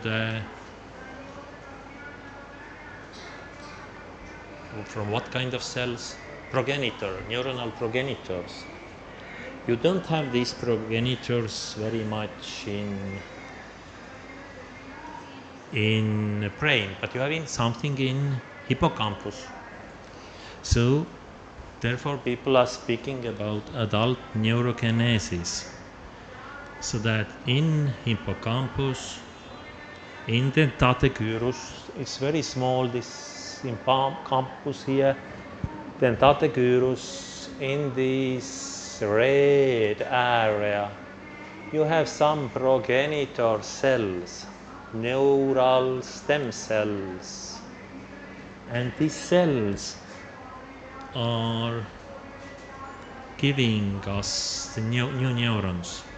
And these new neurons can theoretically migrate also further to CA3, I mean to this hippocampus area, CA3, which is not this dentate gyrus, which is more far. So that there is some regeneration at the level of hippocampus. There is no, and it's not so big, but it's there, because and therefore hippocampus is more plastic, how to say, there is more plasticity. There is no regeneration at the level of cortex. People are trying to use it, because if you take a Parkinson's disease, in very specific small area in striatum, the dopaminergic neurons are dying. So there was a logic that you will inject these stem cells to striatum to get new dopaminergic neurons. Very logical, maybe it helps. But you think, was it helping? No. Because the cells survived there, these stem cells, but they were not giving really neurons. I mean, they did not multiply. So it was not working. And maybe somebody is still trying, but during last 10 so years, it has not gave anything. Then another thing is axonal regeneration. It's also relevant because there are many situations where axon is dying or axon is damaged. So two main conditions. They are not exactly neurodegenerative diseases, but they are important. One is a spinal cord injury. So something happens with spinal cord, you will fall from somewhere and break it. And there are quite a big number of people who have that. So they are going to wheelchairs, they are paralyzed from some place, and this is not moving. And then maybe as well relevant or even more relevant is the traumatic brain injury or intracranial injury, which is when something hits your brain or head too heavily, or you will fall to floor too strongly. This means that your brain inside of the skull is moving very rapidly, and during this rapid movement, it could break some axons. And this axonal breaking means that there is no connection there anymore. The spinal cord injury is usually yes or no. I mean, you have it and it's full, not always. But the traumatic brain injury could be very different. It could be severe, it could be mild, and so on. But nevertheless, it's being a problem. And people are thinking how to do something, how to get axons regenerate somehow. It is not really so easy. So there is also another thing, that sometimes you could have a peripheral nerve injury. So this was about what happens brain and spinal cord, but you can have also axonal issues in the leg or so on, and leg is not moving. So it's in peripheral nervous system there is minimal regeneration. So some cases your axons are somehow crushed here, but you could get improvement, not full but partial. But at the level of brain and spinal cord, you don't get anything. So this few pictures here about traumatic brain injury. It's not just that the axons will break. It could be also that the axons, if the force is somehow like that, then the axons will not fully break. There is just a twisting or so something which is not complete break. But even these not completely broken axons are somehow damaged and they will die, so they could degenerate after that. So what people are thinking, what to do, because this is one review we published quite 10 years ago.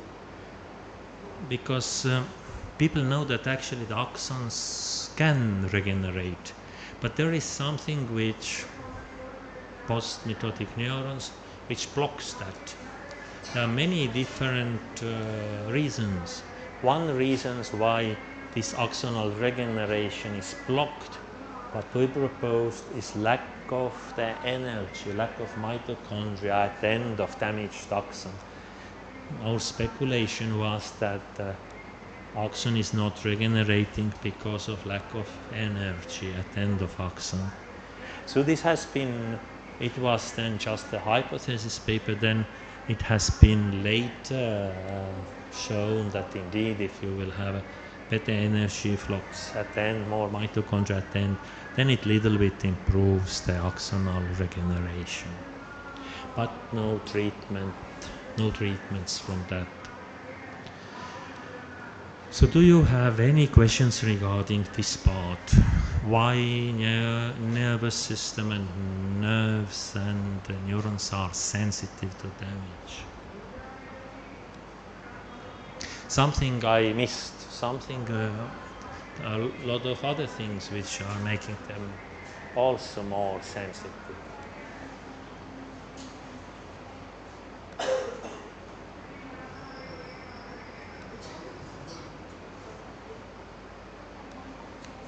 No questions, then I think we have a break then.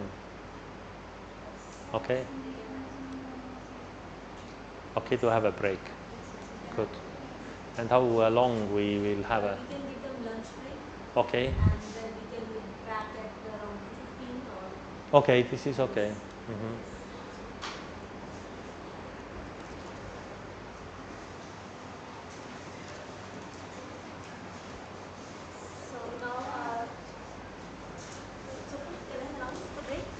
Sorry? Can I announce the break? Yeah. Yes.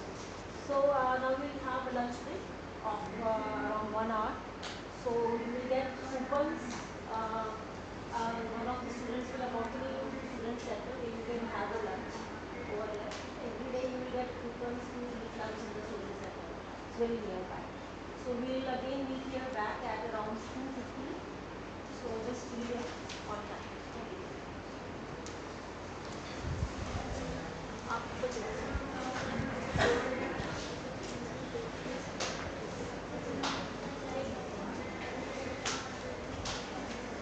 we can also go for lunch?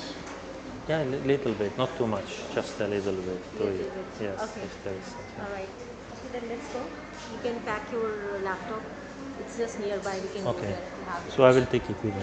Yeah, it will be better to take.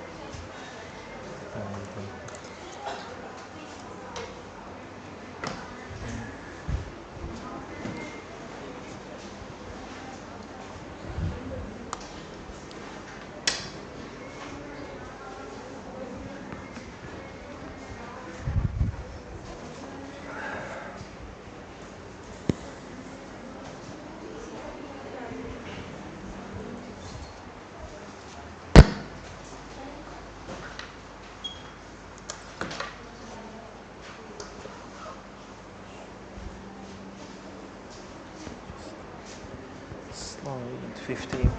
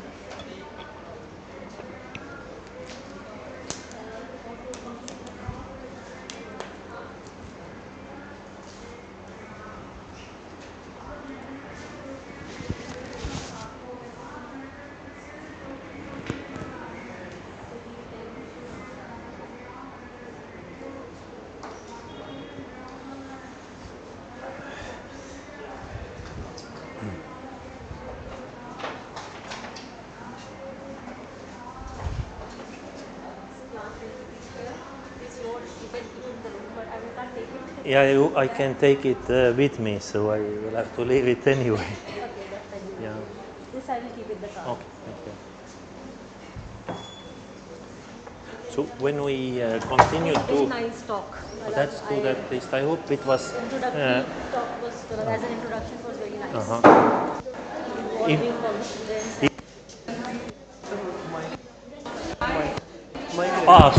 sorry. I hope late. So sorry.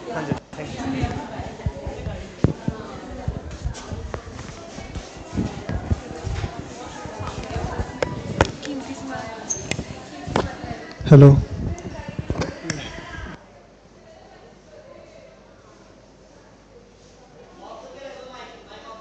ले लिया कर दिया बंद कर दिया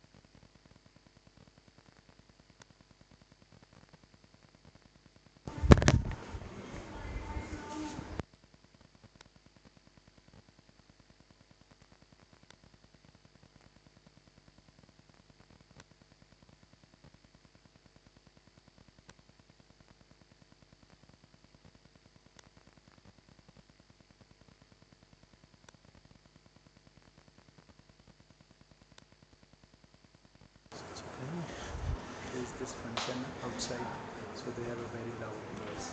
Mm-hmm. So Okay. it's hard for the student sitting in the back to hear Mm-hmm. this. The students were saying it was little unaudible. Can you just speak in the mic? Closer. Okay. Yeah, a bit closer. So now how to get the image.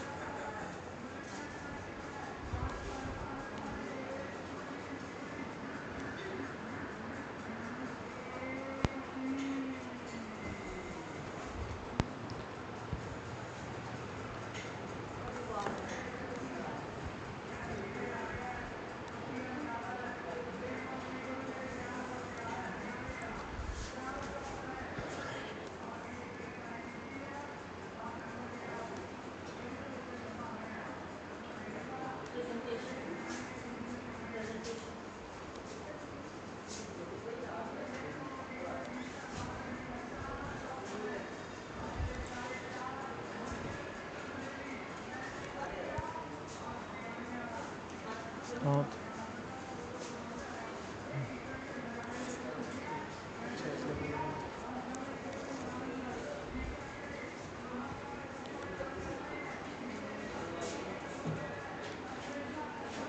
Yeah, thank you.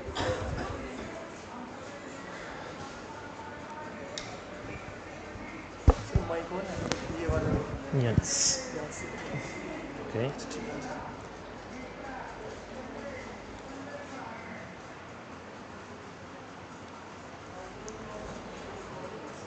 Okay, so we can continue. I will try to speak closer to microphone. So one thing what I forgot was synaptogenesis and synaptic degeneration.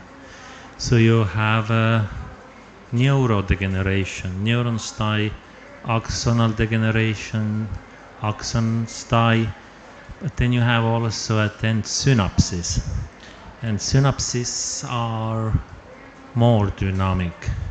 So if you have a lot of synapses, more than 1000 per cell, per neuron. If the synapse is not used anymore, if you don't do something specific anymore what for this synapse was created, then sometimes this synapse is going away. Or if you are more active, you are doing something, then you will get more synapses helping you to do that. So it's simplified explanation. And so synapses are going away and coming. There is such kind of constant synaptic regeneration. And it is relevant in context of neurodegenerative diseases, because in case of Alzheimer, in case of other diseases, you also have a less synapses. And it is not bad to increase your synaptogenesis. So there are no drugs, of course, available for that, but this is one strategy.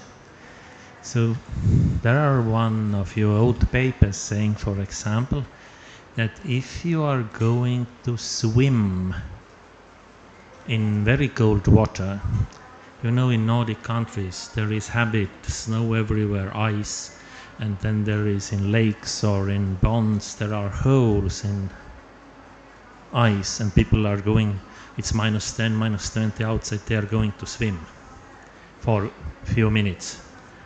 So it seems to be strange thing to do, but the people like it, for example. I don't know why. So there is one old paper or several old papers saying that these people who are doing such kind of swimming in cold water, they will have some factors activated, expressed, that is increasing the synaptic generation. You have more synapses.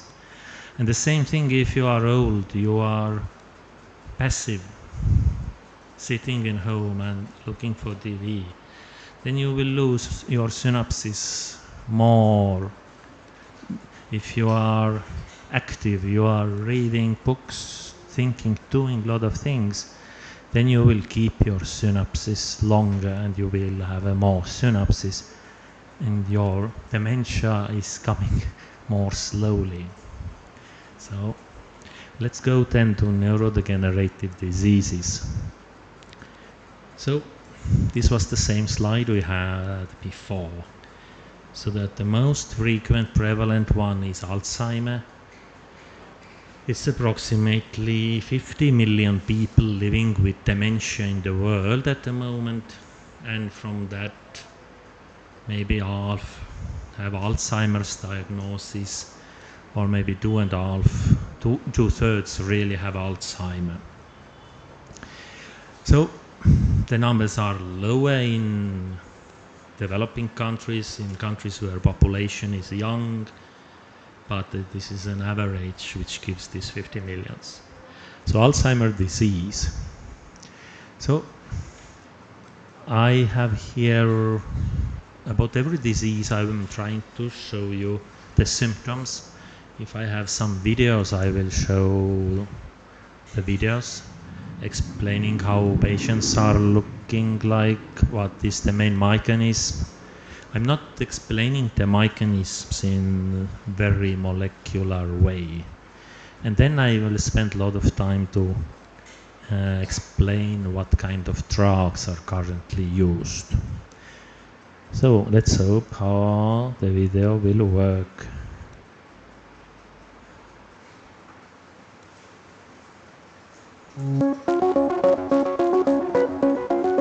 In healthy people, all sensations, movements, thoughts, memories, and feelings are the result of signals that pass through billions of nerve cells or neurons in the brain. Neurons constantly communicate with each other through electrical charges that travel down axons, causing the release of chemicals across tiny gaps to neighboring neurons. Other cells in the brain, such as astrocytes and microglia, clear away debris and help keep neurons healthy. In a person with Alzheimer's disease, the most basic form of dementia, toxic changes in the brain destroy this healthy balance. These changes may occur years, even decades, before the first signs of dementia. Researchers believe that this process involves two proteins, called beta amyloid and tau, which somehow become toxic to the brain. It appears that abnormal tau accumulates, eventually forming tangles inside neurons.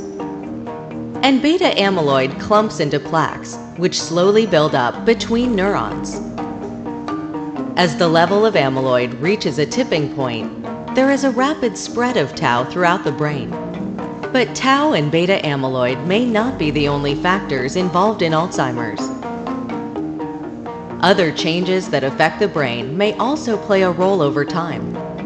The vascular system may fail to deliver sufficient blood and nutrients to the brain. The brain may lack the glucose needed to power its activity. Chronic inflammation sets in as microglial cells fail to clear away debris, and astrocytes react to distressed microglia. Eventually, neurons lose their ability to communicate. As neurons die, the brain shrinks, beginning in the hippocampus, a part of the brain important to learning and memory. people may begin to experience memory loss, impaired decision making, and language problems. As more neurons die throughout the brain, a person with Alzheimer's gradually loses the ability to think, remember, make decisions, and function independently.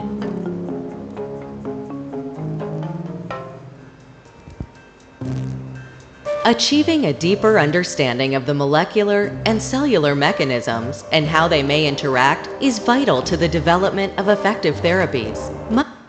Okay, so symptoms. So memory, functional changes, and behavioral changes. You have a three groups of symptoms. Cognitive changes, memory changes, means that you repeat yourself. You don't remember what you said a few minutes ago. You don't remember whatever you did a few minutes ago. You don't know where are your car keys. This happens with me all the time. But it's not just the car key.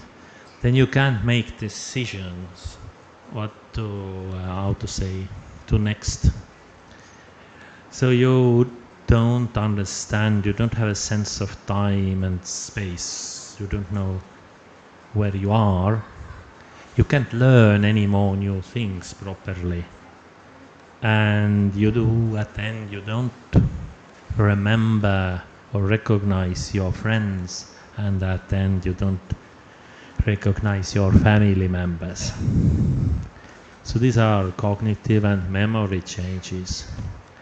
And then there are functional changes that you, because of these memory changes, you can't do anymore your everyday tasks.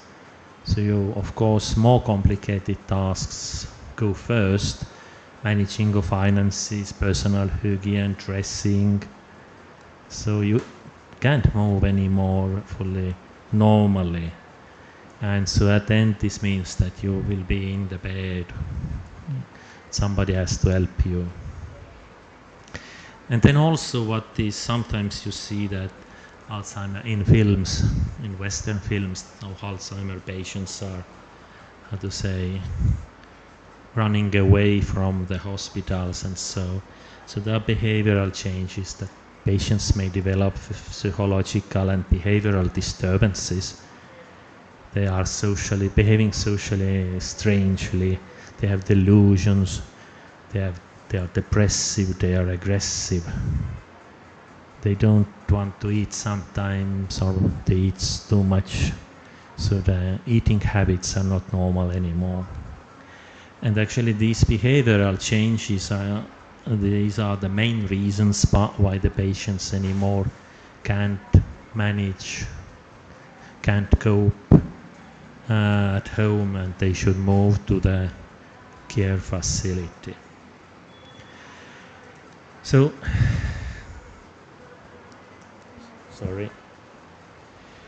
So these were the main symptoms. And so if you want to summarize, because they were very generic, then there are 10 symptoms listed exactly what are the risks that these are Alzheimer's symptoms. So I'm not reading them again from that slide, but you can see them summarized here. Okay. Then what is the reason for Alzheimer's disease? What is this initial trigger? It could be familiar, or it could be not familiar, sporadic. This means that in few cases we have specific mutations. Few cases means approximately 5 to 10%. We have specific mutations in some genes which will lead to Alzheimer. It's listed here: presenilin 1, presenilin 2, APP, which is amyloid precursor protein. And the Mendelian genes means here that they are causative genes and they follow classic Mendelian inheritance patterns. And then you have a number of risk genes where you don't get Alzheimer's, but your risk to get it is increasing considerably. And the most frequent one, or most high risk one, is this ApoE4, which is most frequent and most serious risk, high risk also. What usually happens is that if you have a mutation in these causal genes, then the Alzheimer is usually coming early. It's early onset familial Alzheimer disease. And if you have such kind of risk gene, for example this ApoE, then it increases your risk for late onset Alzheimer. So maybe you don't get it, it just risk is going up. So early versus late. By definition, early is if it comes before age 65. Sometimes it's already as early as at 30, 40. And then, as I said, it's associated very frequently with these mutations, but sometimes not. Then late onset is when you get it after age 65. And this is most common. It is mostly sporadic. It is mostly not inherited. And it is the majority. And as you can see from the table, the risk, or not the risk, but prevalence is going significantly up with age. From 65 to 69, it's relatively small. But if you go to 90 plus, then it's already very high, 25 per 100. So the age is main determinant of Alzheimer's disease. Then it's not so easy to find out whether somebody has Alzheimer or not. If I will forget my car keys and I have few symptoms, then this doesn't mean that I have Alzheimer. And all these so-called symptoms we had before, they are very subjective. So how, in clinical settings, how to diagnose Alzheimer's disease? So the first is just a general assessment. So cognitive evaluation, tests. Then the medical history check. Sometimes you will see if the patient was very fit a year ago and now everything has happened very quickly, then the probability that something happens, there is Alzheimer, is higher. If the person has been like that, strange but like that, already 20 years, then it's less likely that there is Alzheimer. And then there is also the neuropsychiatric and behavioral assessment, how the mood, personality changes has been affected during last period. So the functional tests. This is just to see how functional the person is. I mean, can the person do everyday tasks? Then the laboratory tests. Unfortunately, we don't have a proper laboratory test for Alzheimer. So here the laboratory tests are actually not to diagnose Alzheimer, but to exclude other possible causes for dementia. Not all problems or dementia is because of Alzheimer. Sometimes it's related to something which is reversible. Then what is less likely, what will be done is the imaging, MRI, to see the brain atrophy. But you see, this is at the beginning, it's not visible, the brain atrophy. It's visible only at the end if everything is quite strongly affected. And then biomarkers.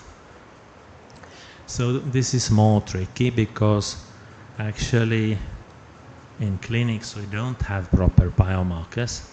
We have some biomarkers related to how much we have beta amyloid versions or variants in the blood, and so how much tau, how much phosphorylated tau, but they are not really very much used. Some tests are commercially available in States, but they are expensive, they are not so precise, and also because of the almost lack of the therapeutic approach, they are not so helpful.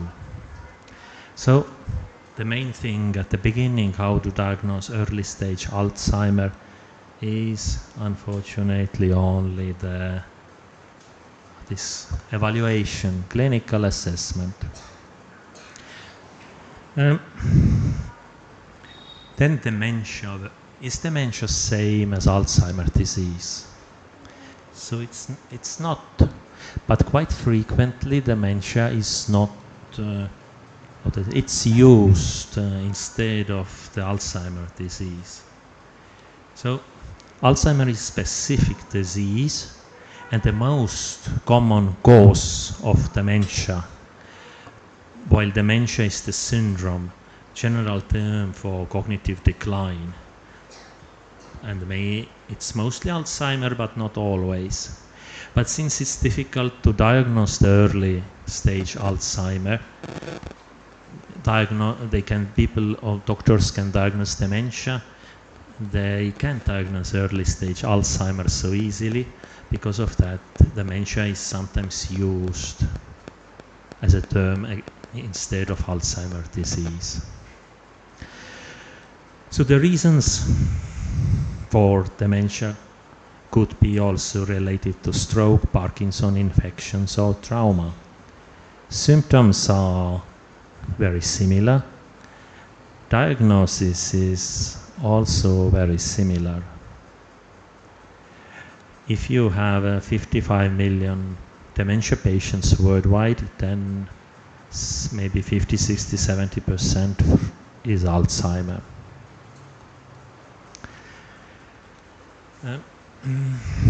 Then what kind of scales doctors use to quantify how strong is dementia or Alzheimer? So there is such kind of most common and simple is mini mental state examination, which is used, but in specialized clinics and centers they prefer the clinical dementia rating CDR, which is gold standard. So it has rating from 0 to 3, and then according to that, what is the damage to memory and so on. Orientation, judgment problems, and so all these things which could be assessed, how strongly they are affected. So according to that, it will be decided what is this dementia rating. So as you can see another graph here, from this dementia rating, it depends how well the patient could manage. So that if the dementia rating is 0.5, it's a very mild dementia, then the patient needs some minor help. But from the dementia rating 1, CDR 1, the life becomes more complicated, so no hope to thrive anymore. CDR2 full-time supervision, and CDR3 means almost bed patient in the bed only. So this is what could be used clinically to say whether the dementia here is mild, severe, moderate. Then there is another very popular ranking or staging system, Prague staging system. This is based on neuropathology. So you really can see that if you have a patient coming in, you can see it only after the patient is already gone and you will do the pathological examination. So that Prague staging at the beginning means that there is tau already coming and there is, how to say, damage in hippocampus. Everything starts from hippocampus. Prague 1, 2, it takes quite a long time. Then the damage goes to the cortex, echorineal cortex and so on, Prague 3, 4, and then the damage is going to be stronger, Prague 5, 6. So all the cortex area is affected. So this Prague staging says what was the, how to say, the stage of Alzheimer development at that moment. Okay, so what then really happens in the brain? So it's the Alzheimer is the neuronal death, loss of axons, loss of synapses. As it was told, it starts from hippocampus, entorhinal cortex, and then it goes on to everywhere. You can see that at the beginning, but if it is already moderate, degeneration is making your brain smaller, then it's detectable using imaging. What happens at the level of the cell? So two types of changes that are visible. One is the amyloid plaques, means the beta amyloid is forming extracellular deposits that are insoluble, and it's not just beta amyloid there, but also something else, some other rubbish. You have a big amyloid plaques, and then you have neurofibrillary tangles, intracellular aggregates of hyperphosphorylated tau protein. So these are main things that could be seen at the cellular level. So there are a lot of different speculations and hypotheses actually why these things happen and what happens after you have this initial beta amyloid or tau accumulation. So it's you can see this amyloid and tau are mentioned here. But then there are a lot of other things. So there is inflammation or inflammatory hypothesis. So if you have a lot of rubbish inside of cell and outside of cell, then the likelihood that the inflammation will start is higher. So you may have more likely inflammation. Or another explanation is that there is something else that will also induce inflammation and that will kill your cells. Then there is microbiota, gut-brain axis hypothesis. It says that somehow your microbiota, what you have, is affecting the brain. It was very popular some time ago, maybe less now.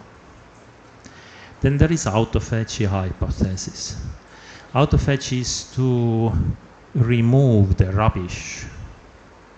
So if autophagy is not anymore properly working and it's not removing the rubbish, then the rubbish, in this case tau and beta amyloid, they will start to accumulate.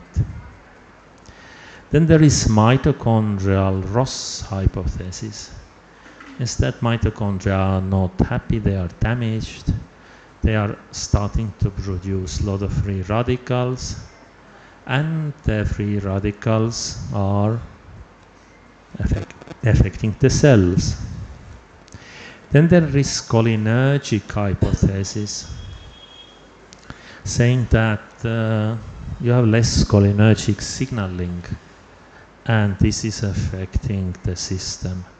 And there is glutamate excitotoxicity hypothesis, which is saying that you have too much glutamate, you have too much excitation. Too much excitation leads to excitotoxicity, cells will die. So you have altogether here 8 possible factors listed. Some are primary, amyloid, tau. Some are most likely secondary, cholinergic hypothesis, excitotoxicity hypothesis. But we really don't know example for the autophagy. Is it primary or secondary? How much it is contributing? But 2 main hypotheses are related with beta amyloid and tau. There are Baptists and Taoists, suggesting, one group is suggesting that it's beta amyloid that is bad, another group is suggesting that the tau protein is bad, or most likely both are bad. Let's start from the beta amyloid. So beta amyloid precursor protein, APP, is located in neuronal cell membrane. It's not fully clear what it is doing there, and it's not relevant in this context at all. It's mostly outside of the cell, or most of it is outside of the cell. And like all other extracellular or intracellular proteins, these proteins needs to be broken down to maintain if they are becoming old, and there should be system to avoid their accumulation. And then if they are broken down, you will get new fresh proteins coming from ribosomes. So it's how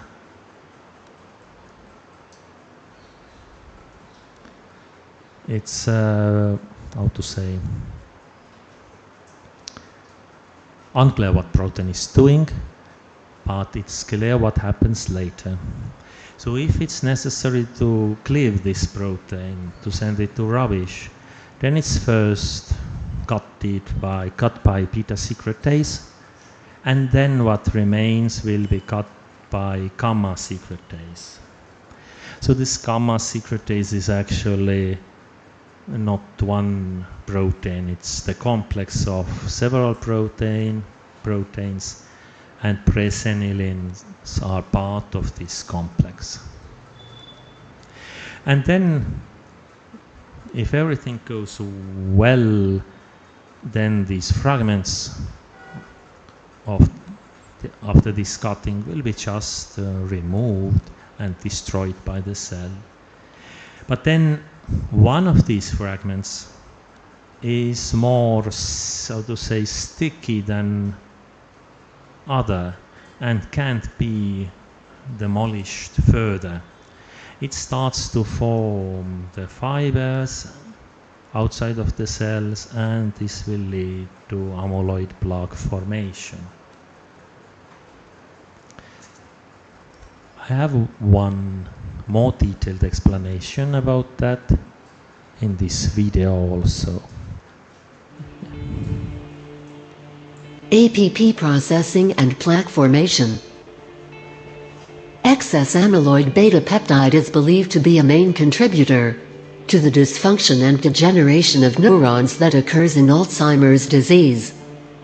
A beta is a 38 to 43 amino acid peptide that is derived from the beta amyloid precursor protein, APP. APP to a larger evolutionarily conserved APP superfamily protein family that includes the APP itself and amyloid precursor like protein 1 and 2 in mammals. All of them are single-pass transmembrane proteins with large extracellular N-terminal and a shorter cytoplasmic C-terminal. The APP superfamily shares several conserved domains. However, only APP generates an amyloidogenic fragment owing to the unique A-beta domain in sequence divergence.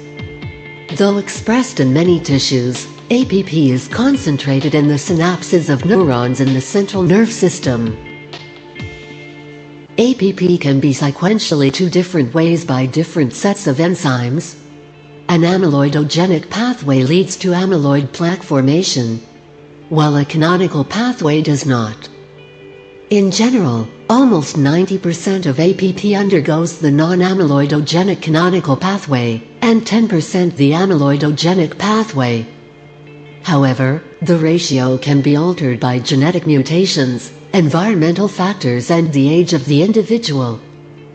Cleavage products of APP from both pathways play diverse roles that are important in neural development and function. The non-amyloidogenic pathway involves cleavage of APP by alpha secretus to generate two fragments. An 83 amino acid C-terminal fragment that remains in the membrane, and an N-terminal ectodomain SAPP alpha that is released into the extracellular medium. 3 enzymes have been identified with alpha secretus activity, ADAM9, 10 and 171. Importantly, cleavage of APP by alpha secretus occurs within the A-beta domain and consequently prohibits A-beta peptide production. Of note, the C83 membrane fragment can be subsequently cleaved by gamma secretus to produce a short fragment called P3 peptide and a C-terminal fragment. To date, the P3 peptide is believed to be pathologically irrelevant. The amyloidogenic pathway leads to neurotoxic A-beta generation. BACE1, the major beta secretus in the brain, mediates the first proteolysis step, which releases a large N-terminal ectodomain, SAPP beta into the extracellular medium. A 99 amino acid C-terminal fragment remains in the membrane. The newly exposed C99 N-terminus corresponds to the first amino acid of A-beta. Successive cleavage of this fragment between residues 38 and 43 by gamma secretus releases the A-beta peptide. The genic pathway occurs in the endocytic pathway, as beta secretus mediates the first proteolysis step in mature endosomes. The successive cleavage of C99 leads to the generation of A-beta peptides, which are secreted outside the cell. Monomeric and oligomeric forms of A-beta overwhelm the brain's capacity for clearance and degradation and form extracellular plaques, causing neurotoxicity through several mechanisms including microglial infiltration, oxidative stress, and synaptic damage. Most of the peptides are 40 residues in length, A-beta 40, with a small percentage containing 42 residues, A-beta 42. A-beta 42 is considered the more neurotoxic form because the extra 2 amino acids provide a greater tendency to misfold and subsequently aggregate. Elevated plasma levels of A-beta 42 have been correlated with Alzheimer's disease. For more information, please visit Creative Diagnostics. Okay, so what you remember? APP process. Sorry. What you remember from that is that you have different peptides. Some peptides are more toxic than others, and forming the fibrils, and then also some of these peptides will later go to the blood, so that you can theoretically measure these peptides in the blood, and if you have there in the blood more bad peptide compared with not so bad peptide, then it's in some sense biomarker. So the kits available commercially, they are measuring the ratio of this bad and not so bad beta amyloid. So another hypothesis, tau hypothesis. Tau is microtubule associated protein. It's just part of that railway through which all the motor proteins are running with cargo. If this tau becomes excessively phosphorylated, then it detaches from the microtubules and start to form these neurofibrillatory tangles. So these neurofibrillatory tangles, they are themselves bad. You are having some aggregates in narrow axons, and they are maybe blocking the movement there. But also another thing is that if tau goes out from the microtubules, then this railway becomes, how to say, not so good. The traffic, axonal transport becomes more slow.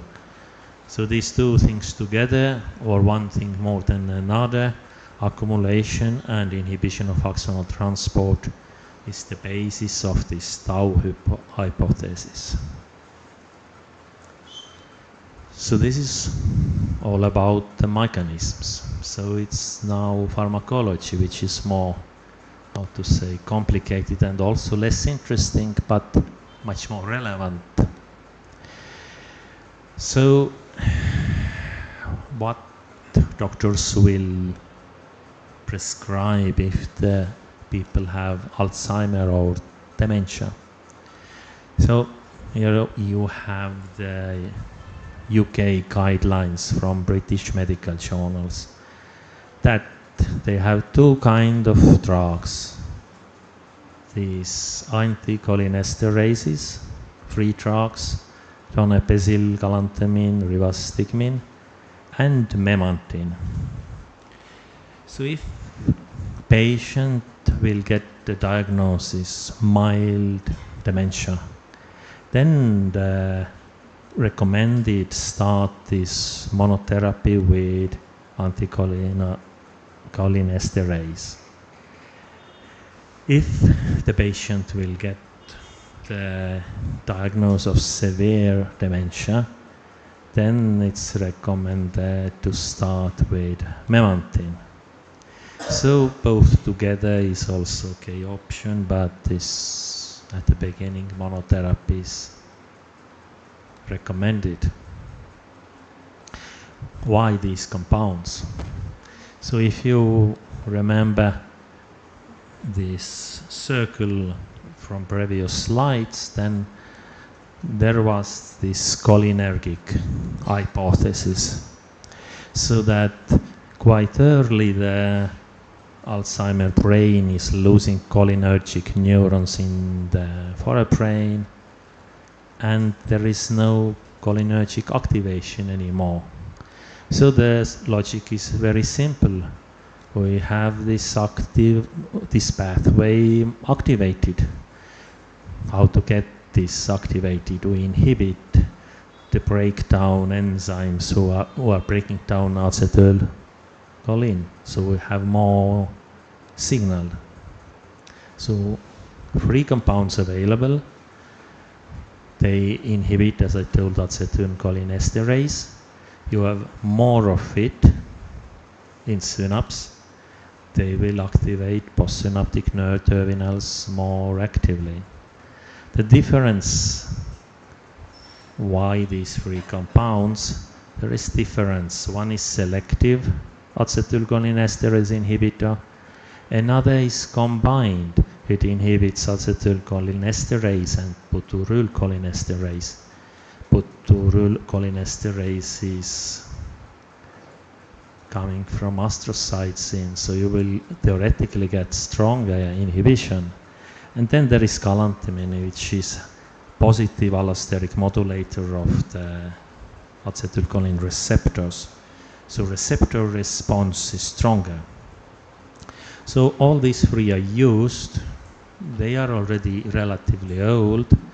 First came 96, another 2000.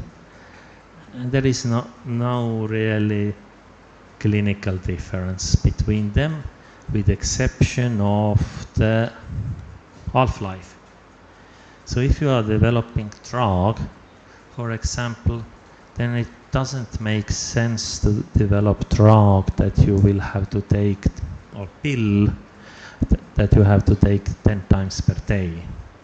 So the best is 1 times per day. If it's not achievable, then 2 is also okay. I mean, if it's acute disease, 1 week, then you can do whatever antibiotics. But if it's, how to say, lifetime disease, then the pill should be, how to say, optimized. So, because of the different half times, since galantamine 7 hours, rivastigmine 1.5, donepezil 70, you have to take them once or twice per day.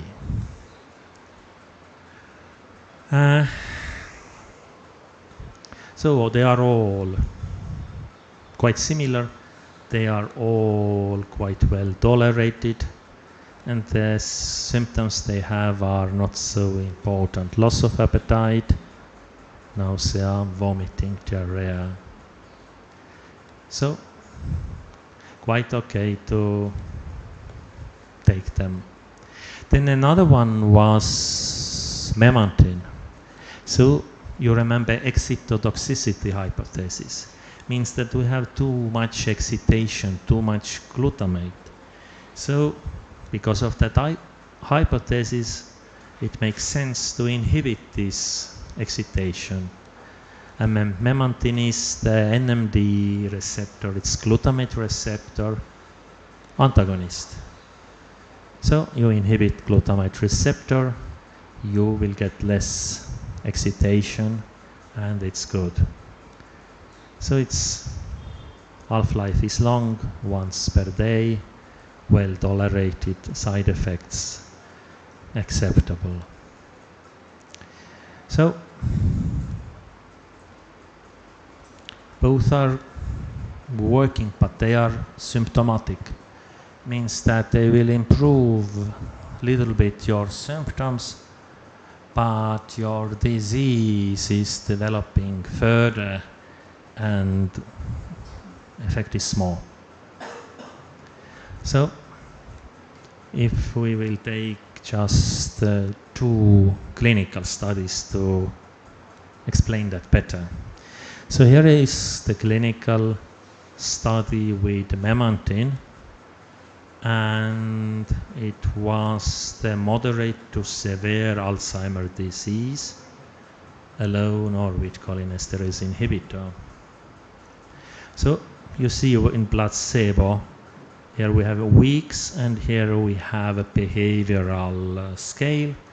This behavioral scale was becoming worse from 0 to 0.8 in placebo patients, and it was twice less in patients who took memantine.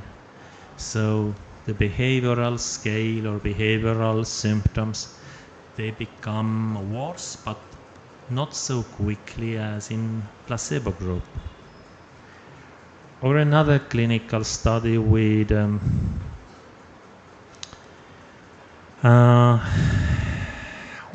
I'm correct, then with patients who have a mild Alzheimer's disease. So here it was memantine, one group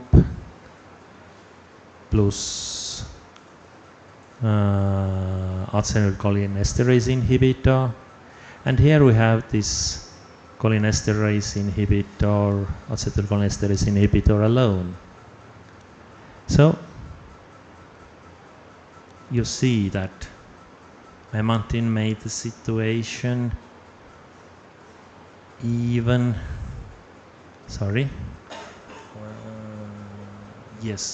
my mistake. So that the memantine together with this another compound was beneficial, so the result was better. So I'm not explaining these in very great details, these graphs, but actually these graphs and these studies are the basis why they have suggestion that in case of mild dementia Alzheimer, you should start with one drug. In case of severe, you should start with another drug. And if it's severe, then you can have both drugs. So that this is not coming, these rules are not coming from nothing, but they all come from such kind of clinical studies. And that's it. So we have two drugs that could be relatively routinely used. Then ginkgo biloba, I don't know what is the, how well it is known in India. It's growing here, and it has another name. But it is in Western countries, it's very popular. Ginkgo biloba extract is very popular, and people are buying a lot from the pharmacies, and they are thinking that it is having preventive value.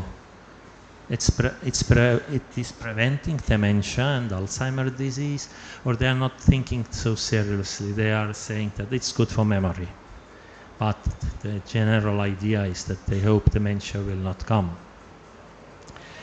So the statistics shows that quite many people are buying it and eating it.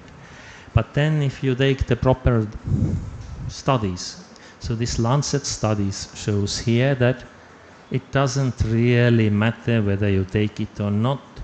So one group is eating ginkgo biloba, another not. There is really no difference here. So the dementia or Alzheimer progresses anyway absolutely similarly. So they made conclusion that it says that in general population it's not preventive, but always there is possibility that there is some small subgroup of Alzheimer patients where it is helping. And another conclusion they made that it is very safe, it is cheap, and if people will eat it, it's not harming anyway. So it's not useful, but it's not harming, so nobody cares. But there are no really anything for prevention. Then what is the new development? New development is antibodies. So these drugs before were symptomatic, but antibodies are disease modifying. This means that they are a little bit, at least, suppressing down the development progression of disease. Antibodies. So the first antibody that came was aducanumab. So it was 2020, I think. Sorry? Okay, that's good. And the idea was that it removes the beta amyloid from the blood. Antibody is not going to the brain, but it's removing beta amyloid from the blood. And if you have less this bad beta amyloid in the blood, then it's more probable that it will go out from the brain. And you have less in the brain, and it's good. So the first studies in mice were very good. And when it first was accessed by FDA, it was 2020, then FDA decided that the effect is so minimal in patients that they don't recommend it. But then it was first in the class drug, and public was suppressing. So then the FDA changed the decision 2021 and accepted it. But despite of that, it is not anymore in the market. Two reasons: it was not very useful, and now we have another antibody. This another antibody is this lecanemab, Leqembi. So this is monoclonal antibody similarly, and it targets also this amyloid beta. And it is also because of that, you have less in the blood, you will have less in the brain. I will not show you this clinical trial data here, but it was more or less effective, but not so effective. I mean, it was not 100% effective. Okay, I will not get it open. If I remember correctly, it was 1/3. I'm not completely sure.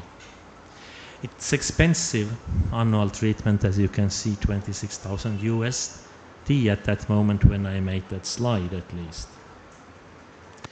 Why this antibody is better, this lecanemab, than this first antibody?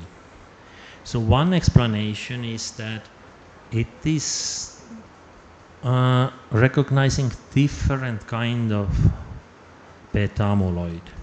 So when we take this aducanumab, then it was interacting with beta amyloid in fibrils, while this lecanemab binds to smaller protofibrils. And people are thinking that these protofibrils are more relevant in this context, so that they are more toxic and it's better to block it at that level. Difficult to tell whether it is so, but this is one of the explanations. So it seems good. It's not reversing the disease fully, but it's helping a little bit. It's expensive, but not so terribly expensive. So why not? But there are side effects. So side effects are called main side effects amyloid-related imaging abnormalities, ARIA. So this ARIA is quite often asymptomatic, but in some cases it is more dangerous. It's inflammation places in brain, or bleeding, small bleeding areas in brain. Why exactly this happens, no idea, but the probability that this happens is 20 to 40%. So this is serious problem, and now people are trying to find a way how to predict which patients will get this ARIA and which patients will not. So I have about that little bit more in one of the lectures coming later. So Alzheimer, that was Alzheimer. What are your questions?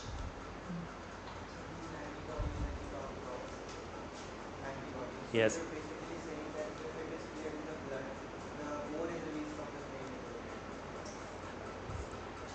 At least this is one of the explanations, yes.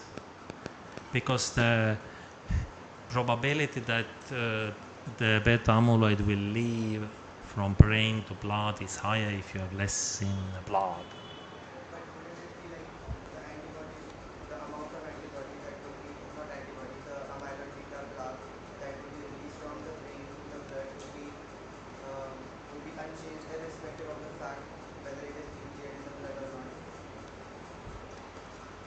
I don't know, actually.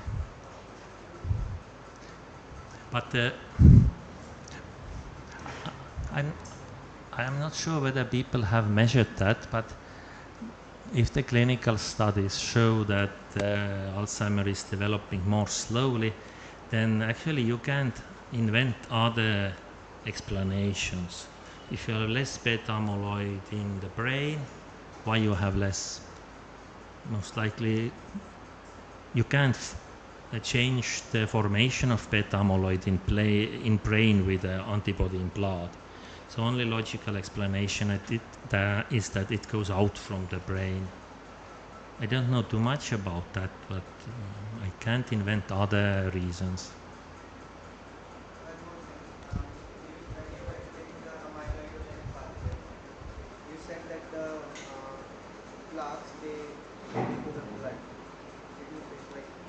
Plaques are, the plaques, if they are going into the blood, that No. means that no.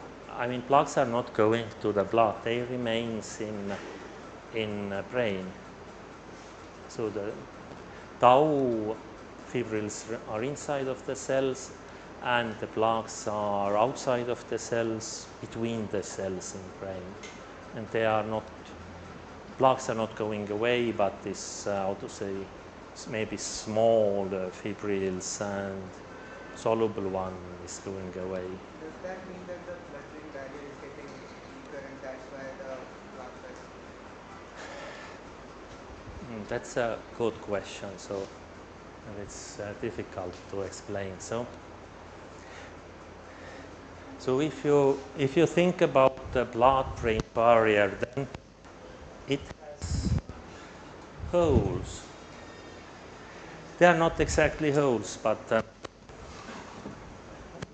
so if this is the brain, there is barrier, and I think the synuclein can't, amyloid can't very easily pass the barrier. But then you have also blood vessels coming in. And in these contact points are a little bit leaky. So theoretically, there is such kind of washing happening. It's like a brain lymph system which washes the brain. And this means that from here you have some movement in or movement out from these holes where blood vessels are crossing the blood-brain barrier. Again, I'm not specialist in this field, but it doesn't mean that everything should pass the blood-brain barrier. You can have such kind of holes.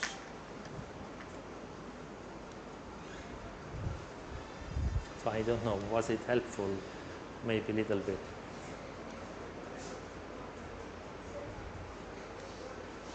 Yes? Okay, I will. The main idea of Alzheimer's was that, yes, there is the trash collecting system has gone awry, and we just have the systemic inflammation in that in brain, and that is what is causing neurons to not be able to talk to each other, and then progressively they are degenerating.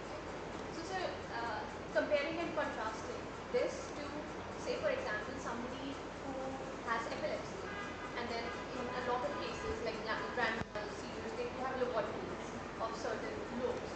Now, a lot of those people are there. I think it's more severe because a chunk of the brain is pretty much taken out. But the rehabilitation processes that they are subjected to can be or are those already used for Alzheimer's patients. What exactly to use in Alzheimer's?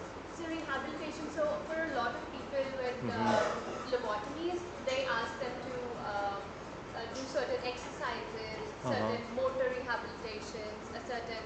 Okay, I got it. Yeah. So do we do that for Alzheimer's? If you do such kind of rehabilitation or whatever, then you cannot change the cause of the disease. Anyway, the beta amyloid is aggregating and everything happens. But what you can do is you can little bit improve the symptoms. If you are active, you are doing whatever rehabilitations, then the symptoms are not worsening so quickly. So it helps to improve the symptoms, but it's not, in my opinion, it's not affecting the disease progression.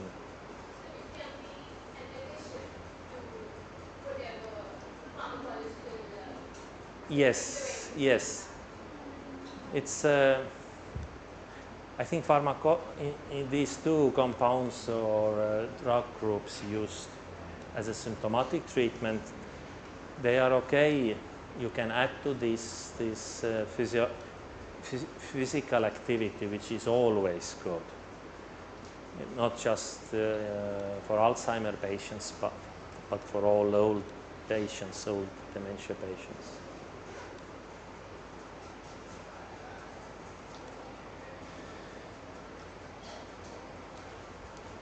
So, then I have a question to you that at the moment there is no real treatment.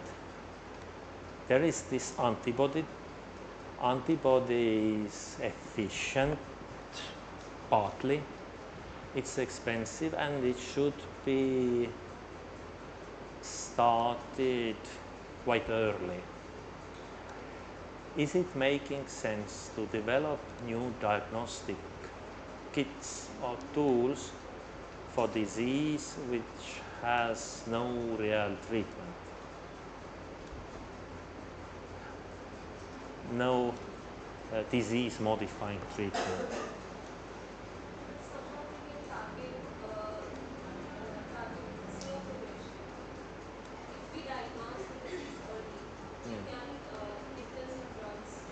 Yes. Yes.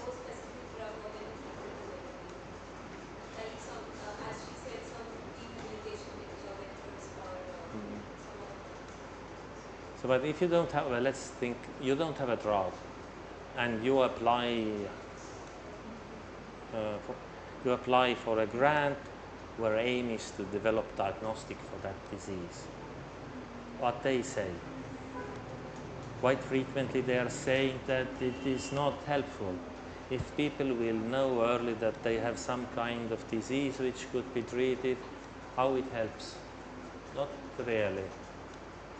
But it really helps when you have some kind of treatment. So before this antibody came, people were thinking that there is really no need for Alzheimer test, because if you know that you have it, nothing could be changed. Now we have antibody and maybe better antibodies coming. Now it makes sense to have a test to get as early as possible the diagnosis.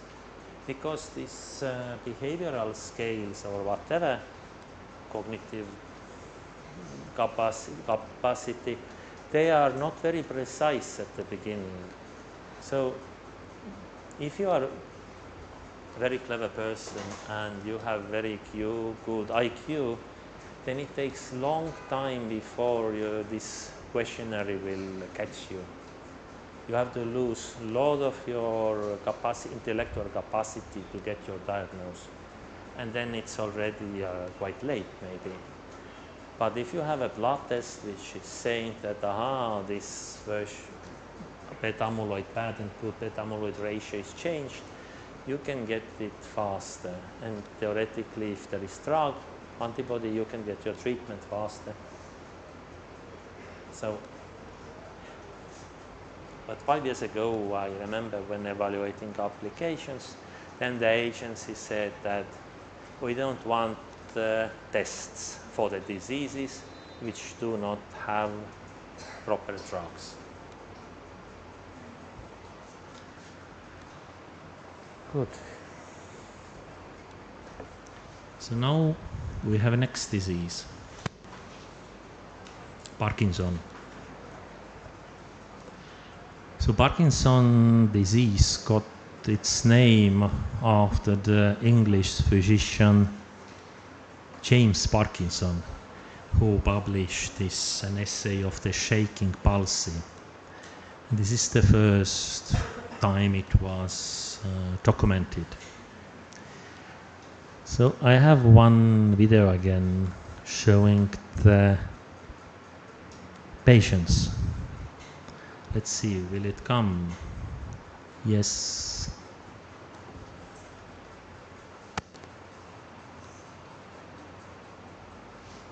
So this is the, how to say, mild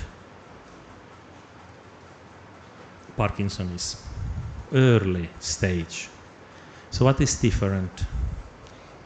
Different is movement. So the steps are somewhat shorter, and then the hands are moving. So let's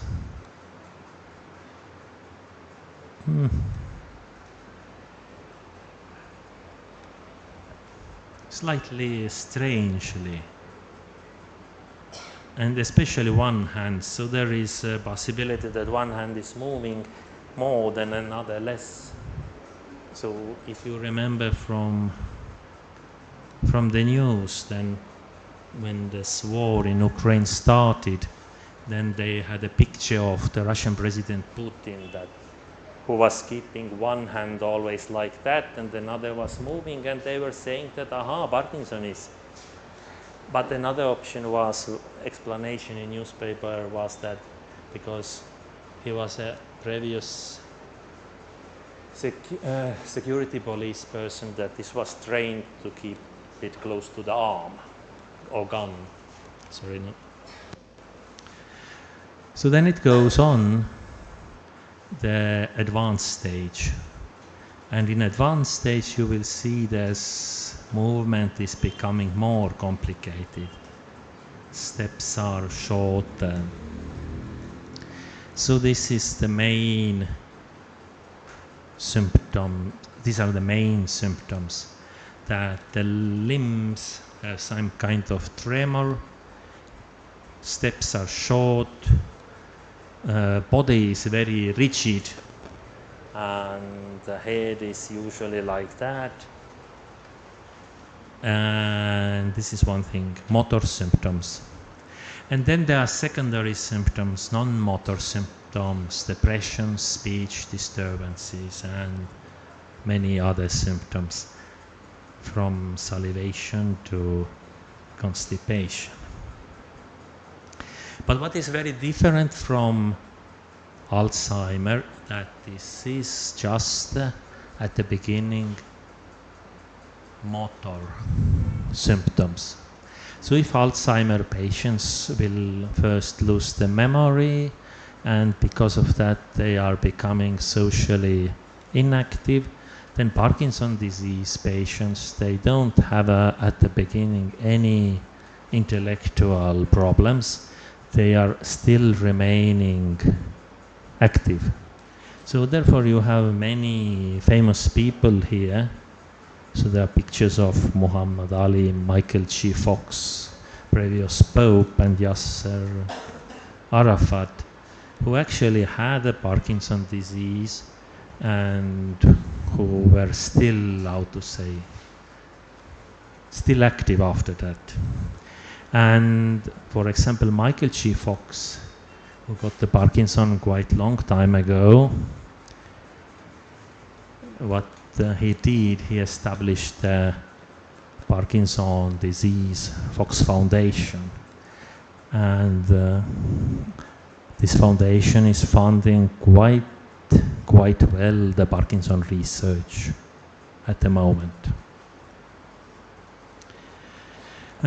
Similarly to Alzheimer, there are a lot of genes which are causative, which means that if they are mutated, you will have, or there is very high probability to have the Parkinsonism. And then you have some intermediate risk genes, and then most of the patients do not have clearly defined mutations. So in most of the cases it's sporadic again. If you take the prevalence in different countries and in different age groups, then in some countries you have more, in some countries less. But what is clear that it is coming after 60s, and then the prevalence goes up. It's quite much increased at 80s and 90s. Main pathological finding is the neurodegeneration of dopaminergic neurons in striatum. So you lose these tyrosine hydroxylase positive dark neurons. And if you do the PET scan, then you don't have the dopamine anymore. So this is normal dopamine coming from visualized from striatum. And then in case of Parkinson's disease, there is almost no dopamine left. So if patients will lose maybe approximately half from their dopamine, then the symptoms will come. So the PET scan actually is very sensitive. It shows already something at very early stage. At cellular levels, the hallmark is the Lewy bodies. They are not always present. In some cases it's Lewy body negative, but in most cases they are present. And they are cytoplasmic inclusions of alpha-synuclein together with other stuff, ubiquitin, neurofilaments, whatever proteins. So Lewy bodies containing alpha-synuclein in striatum in substantia nigra. Why this happens? And what exactly happens? So the core pathological mechanism is the alpha-synuclein aggregation. These alpha-synuclein aggregations are toxic, and they are spreading also a little bit like prions. Okay, I will explain it slightly later. So they could spread from one place to another. There is hypothesis also that it starts from one place, from gut enteral neurons maybe, and then it's moving to brains, then brain, and then so I don't know too much about that, but so this spread, this alpha-synuclein is spreading. So then another thing what happens is that there is dysfunction of lysosomal, endolysosomal system. So autophagy is inhibited. Autophagy is not removing anymore this misfolded alpha-synuclein. Or there is this GBA mutations that affect also the lysosomal systems and vesicle trafficking. And then there is mitochondrial function.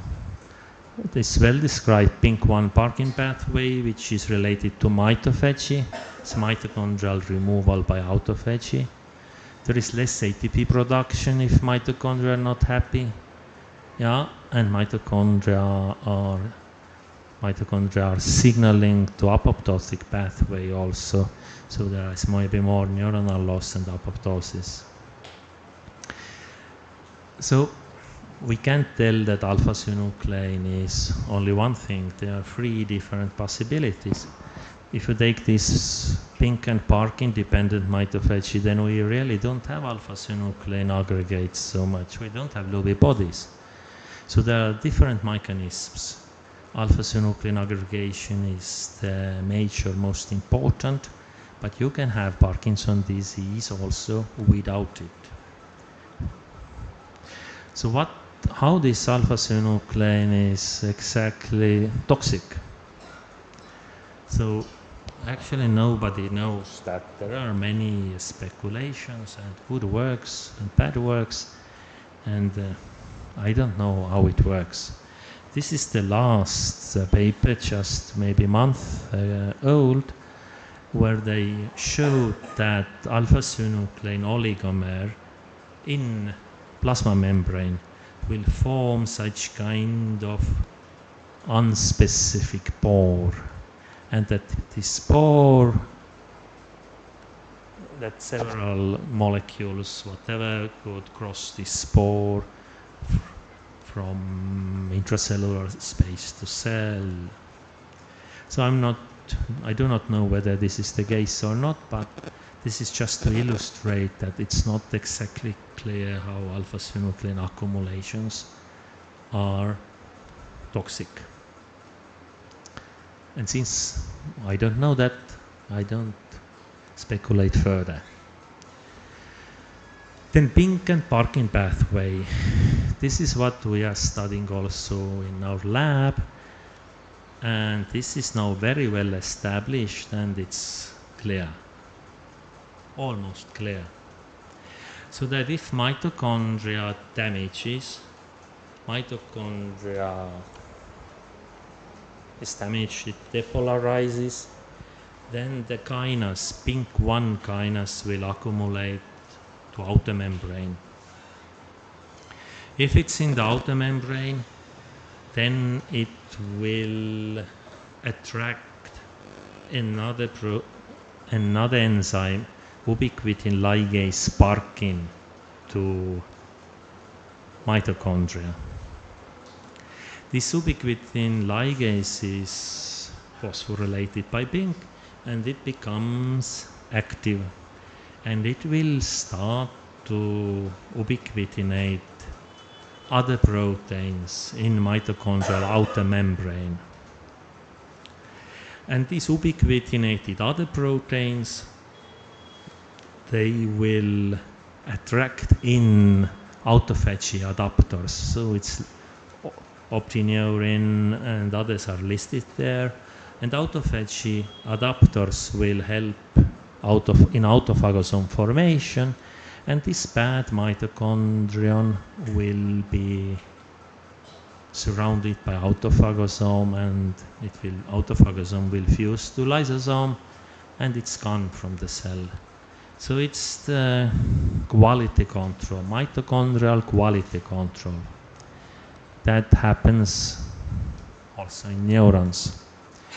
Now if there is pink 1 mutation or Parkin mutation which blocks this process, then this is not happening. This bad mitochondria remain in cell and the cell will have problems. These bad mitochondria are producing maybe a lot of free radicals. They don't produce much energy. So cell is not happy, cell will die. And for some reason, the dopaminergic neurons are most sensitive. Not so clear why they are more sensitive. One speculation is that they are more sensitive to ROS than other neurons, and because of that they will die first. It's a good explanation. Is it correct or not? I don't know. And so these neurons are dying and we will get the Parkinson symptoms. And we don't have alpha-synuclein aggregation. So it's also possible that the mechanisms are different. Pink and Parkin pathways inducing Parkinson one way and alpha-synuclein another way. Both are killing same type of cells. So drugs. Now it's much more complicated than with Alzheimer. So there is such kind of golden standard drug, levodopa. It came from 60s.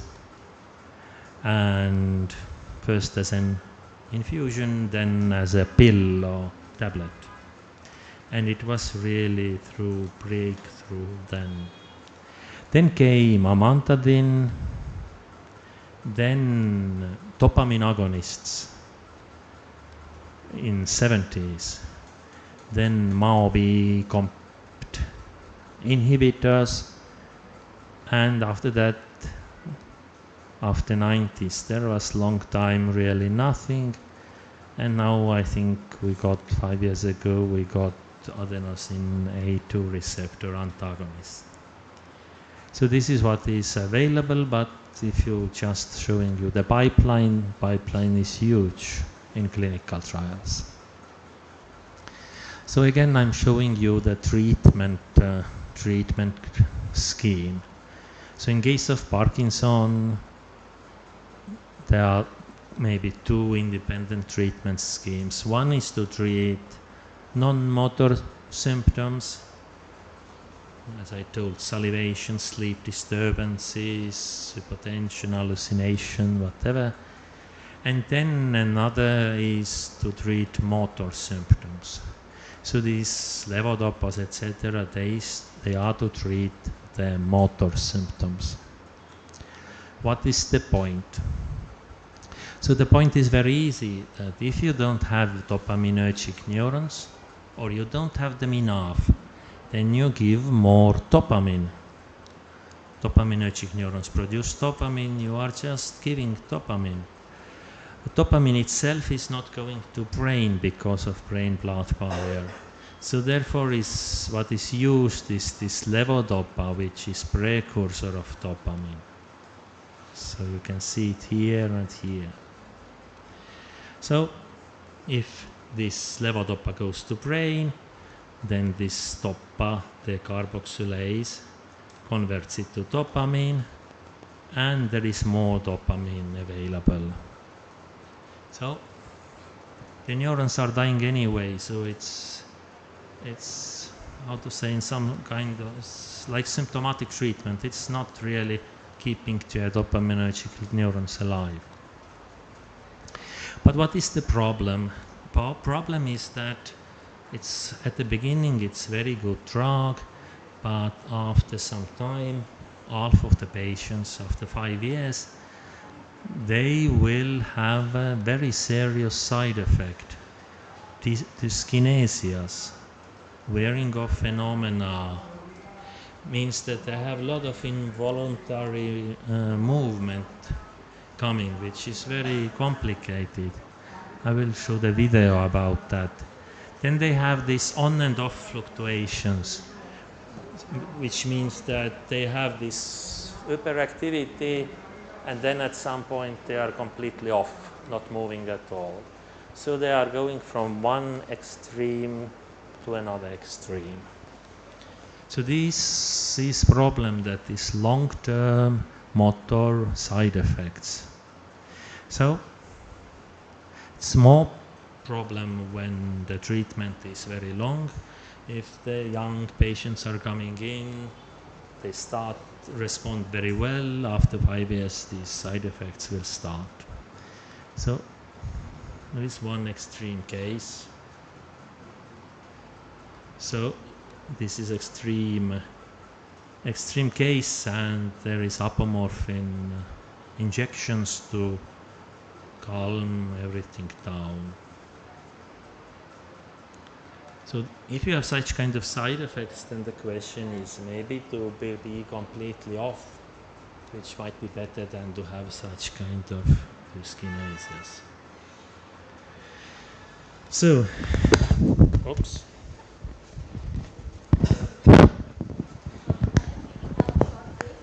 Yes, if you like, then we can have.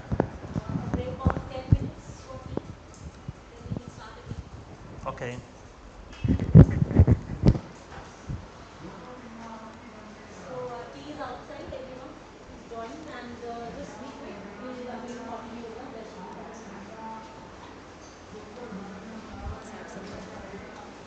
Just forgot myself to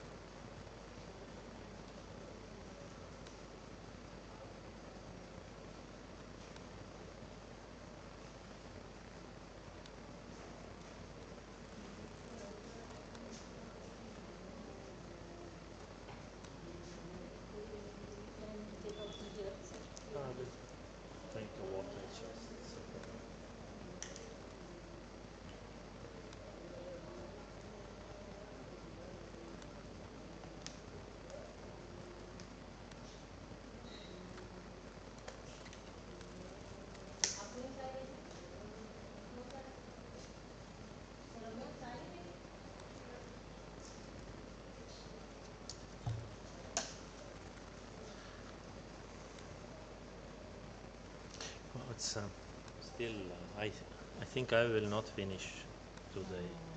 It's going slowly. It's okay. End is less interesting. I can be faster there.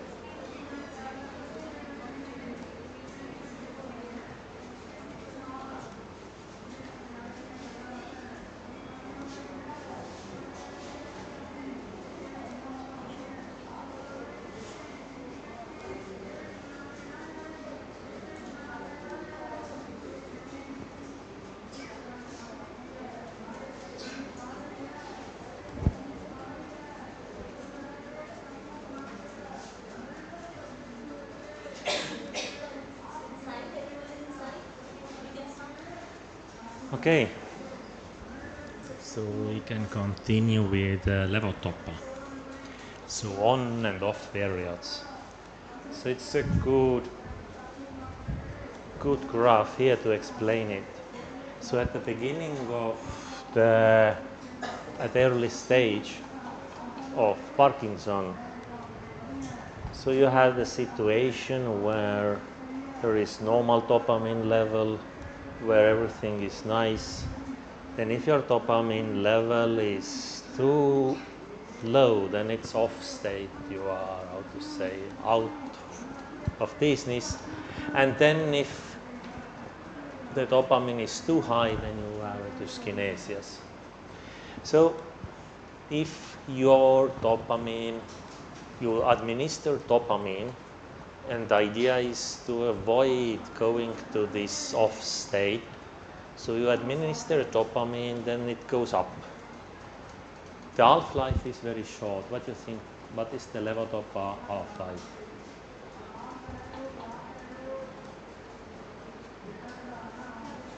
Half an hour, if I'm correct. Have to check.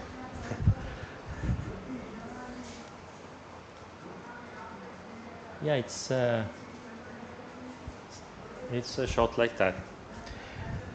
So everything is okay. So you, at the beginning, you will give your levodopa to avoid it's going down. It goes up. After that, it will be destroyed. It's starting to go down. You will give levodopa. It goes up, and so it's okay. But this window becomes narrower and narrower with time. So what happens is that more frequently your levodopa is decreasing to the level where your dopamine will be too low, off state, and very frequently it goes up to the stage where you have dyskinesias, too much dopamine. It can't be avoided because this window is becoming narrower and narrower. You have less dopaminergic neurons left, but another problem is that the half-life of dopamine is very short. It fluctuates too much. Best would be to have something exactly in the middle, theoretically. So it's necessary to make the half-life of this dopamine or levodopa produced dopamine longer. So therefore this levodopa is nowadays always combined with dopa decarboxylase inhibitors, carbidopa, benzerazide. So this prevents levodopa's conversions to dopamine in the blood. So you have a more dopamine going to brain, or sorry, more levodopa going to brain. This is one good thing. And another good thing is that this dopamine in periphery will induce also some peripheral side effects. You will get rid from that side effects because you don't have peripheral dopamine. So levodopa needs carbidopa together with it.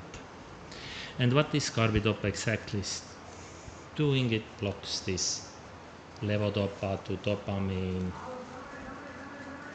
pathway in periphery. It's not going to brain, that happens in periphery. Half-life is going to this 30, 40, 50 minutes to 90 minutes.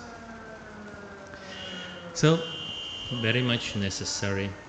Another thing what is used, but not so much maybe because of side effects, is catechol or methyltransferase COMT inhibitor. COMT inhibitor avoids this another pathway from levodopa to some kind of metabolite which is not helping. So you have again more levodopa, more dopamine.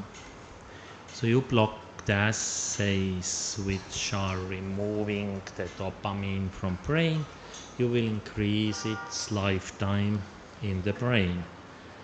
It's good but not enough. Anyway, it's 90 minutes, 100 minutes. plus these competition inhibitors have side effects.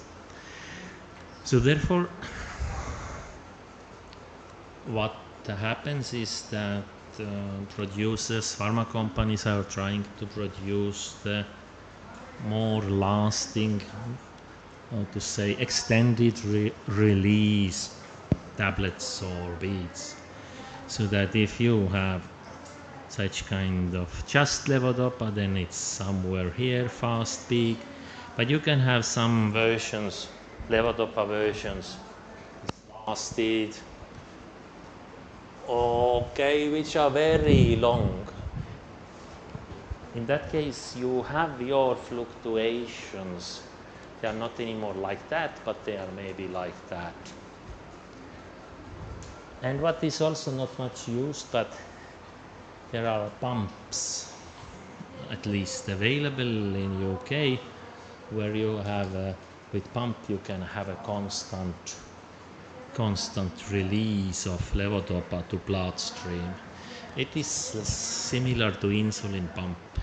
So insulin pumps are nowadays for type 1 diabetes patients. They are very popular. So the principle for this levodopa pump is absolutely the same. And then it's also not too much used, but in US it is this kind of inhalation powder is available, because if you are taking the pill, you are having this off episode and you want to go quickly from off to on, then the pill is slow. But if you take this inhalation powder, it's fast. So what to remember that you have this main problem is dyskinesias and in-off situation, and it is in some extent predictable. So you will take your tablet, you know that now you are maybe in dyskinesia, then, or maybe not, and then you know that after some time the dopamine is going down and you are off. And the people are frequently who have this serious dopamine, Parkinson's disease, they are planning their life accordingly. So I know one scientist who had a conference presentation, and he planned this presentation exactly so that it will be between this on and off period. He took the levodopa accordingly. After presentation, immediately he left the room, probably the problem started. So another drug group is dopamine agonists.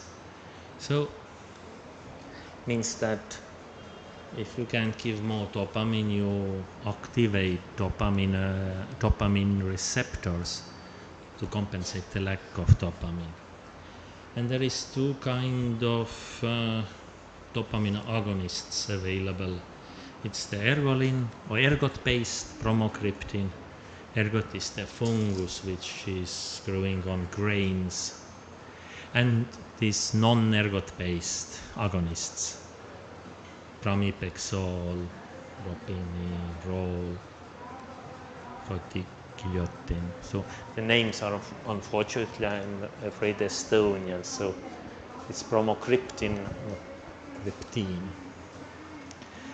So they are receptor agonists, but they have some difference.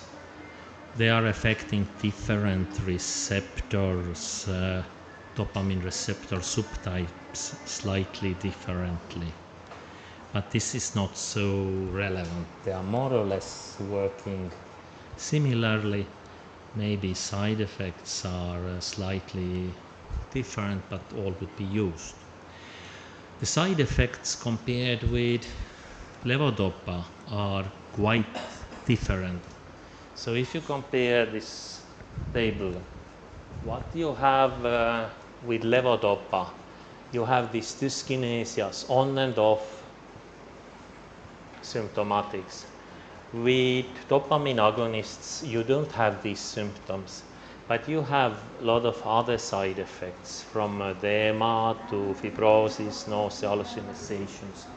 You will just have another group of side effects, and they are not good. So, I mean, if you take levodopa and you don't have these problems, then levodopa is better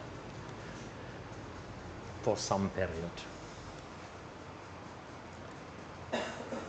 So then there are MAO-B inhibitors.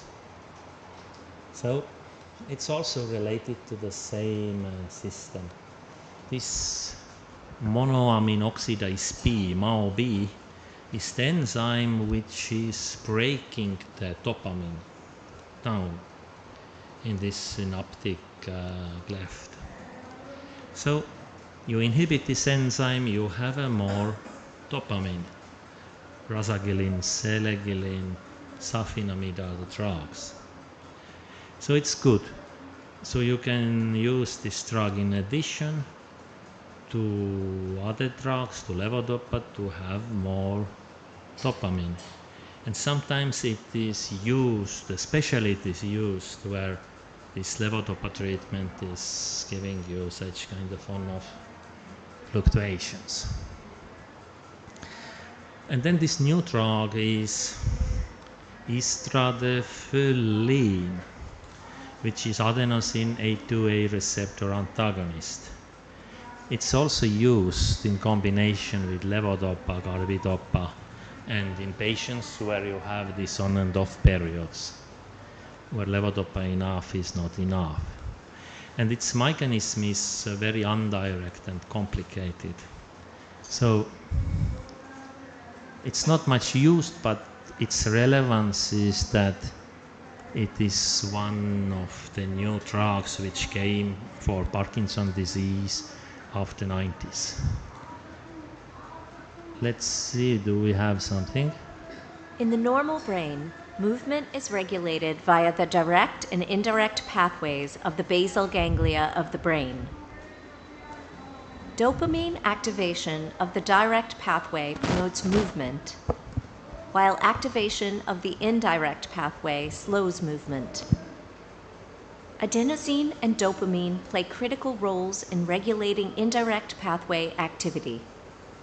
Adenosine activation of the A2A receptor excites the indirect pathway, which promotes the slowing of movement, while dopamine activation of the D2 receptor promotes normal movement.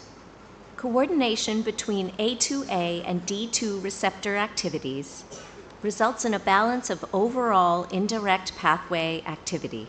Different from the normal brain in Parkinson's disease, adenosine stimulation of the A2A receptor overactivity, coupled with reduced D2 receptor function resulting from dopamine loss, causes overactivation of the indirect pathway, leading to abnormal movement. Studies have shown that A2A receptor expression is increased in the brains of patients with Parkinson's disease.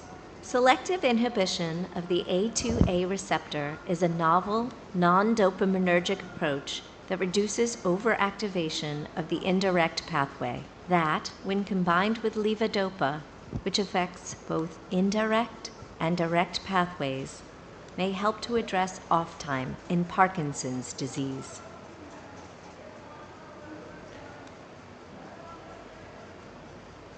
So, a summary figure then, that with the exception of this last drug, all other drugs are directly affecting the dopamine.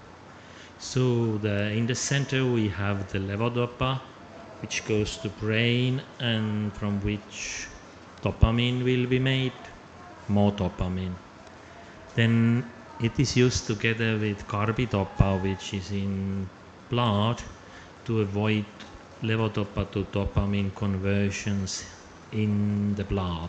More levodopa goes to brain.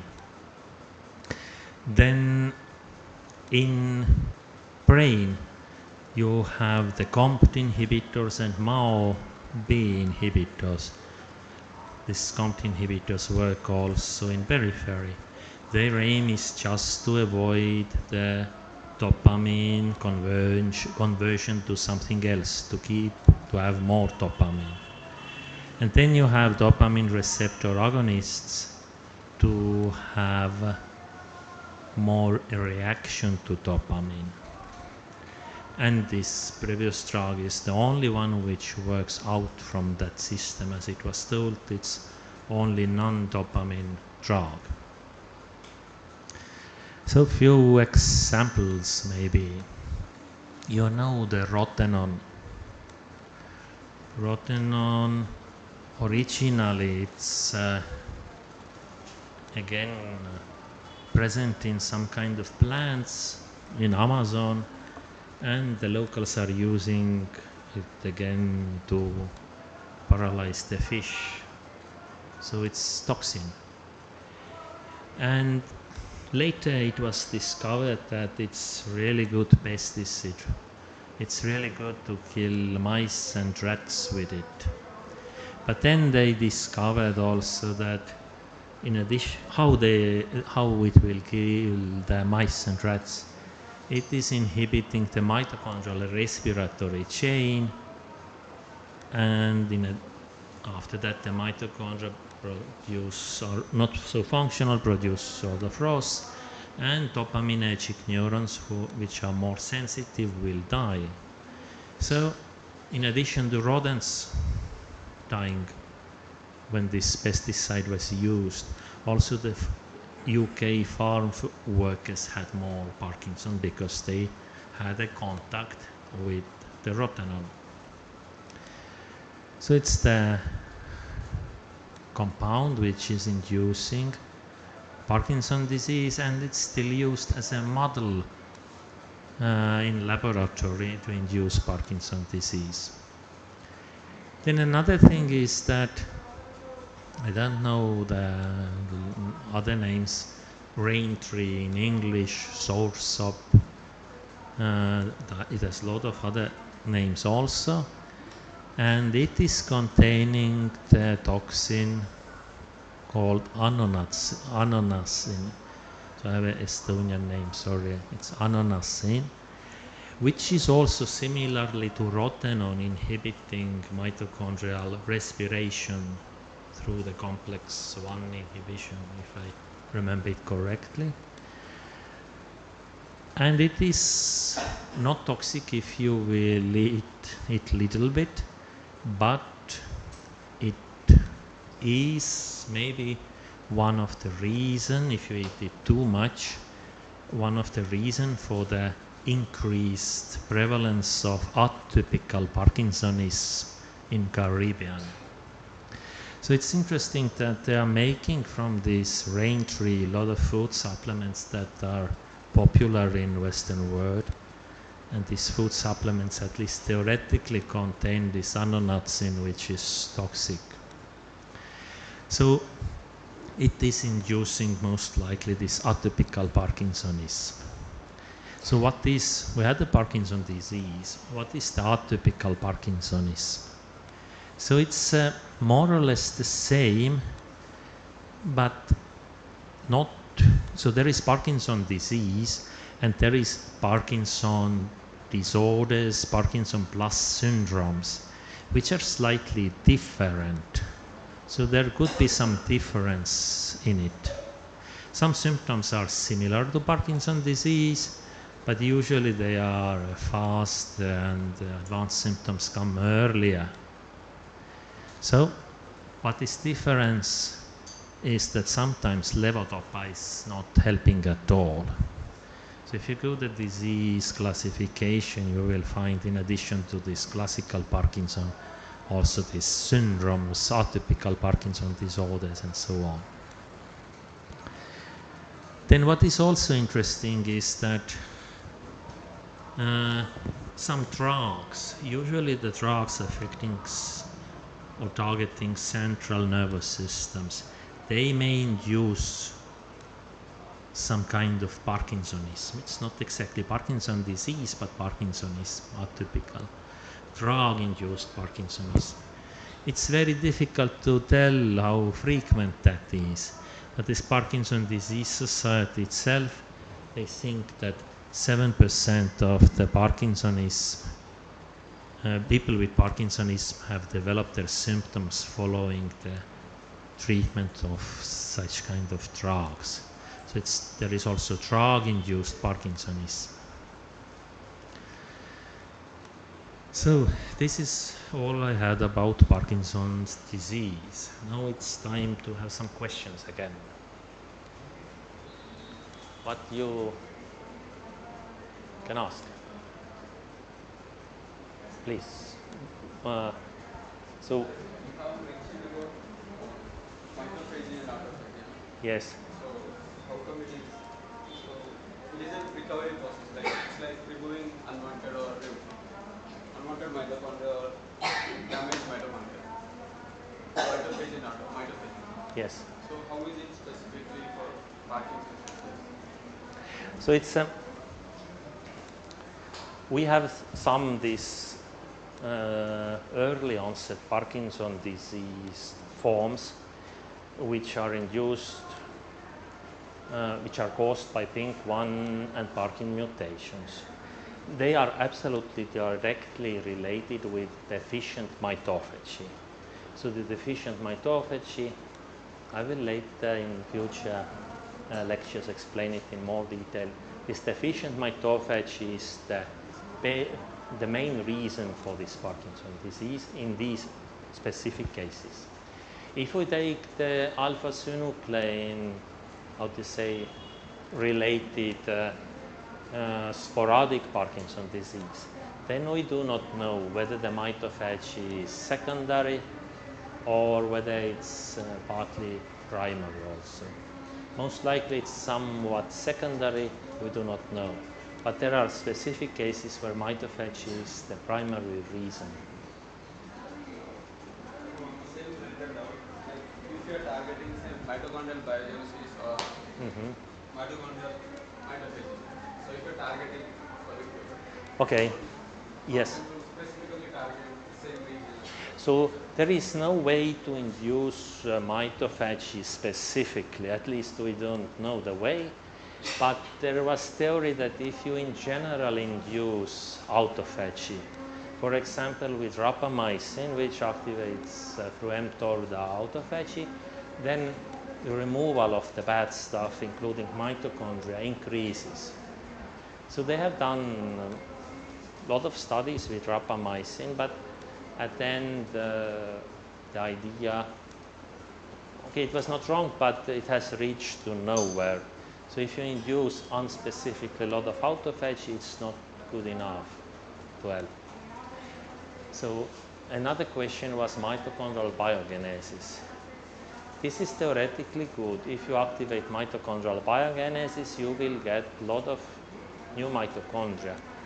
But will it help? These old bad ones are not going away. They are going to produce a lot of free radicals anyway. And we don't have any good pharmacological compound to induce mitochondrial biogenesis. So I hope it is okay. Well,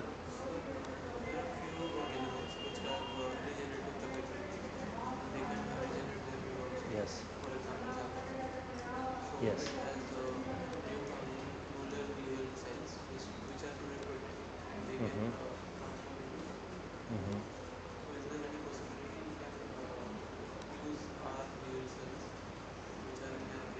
Okay.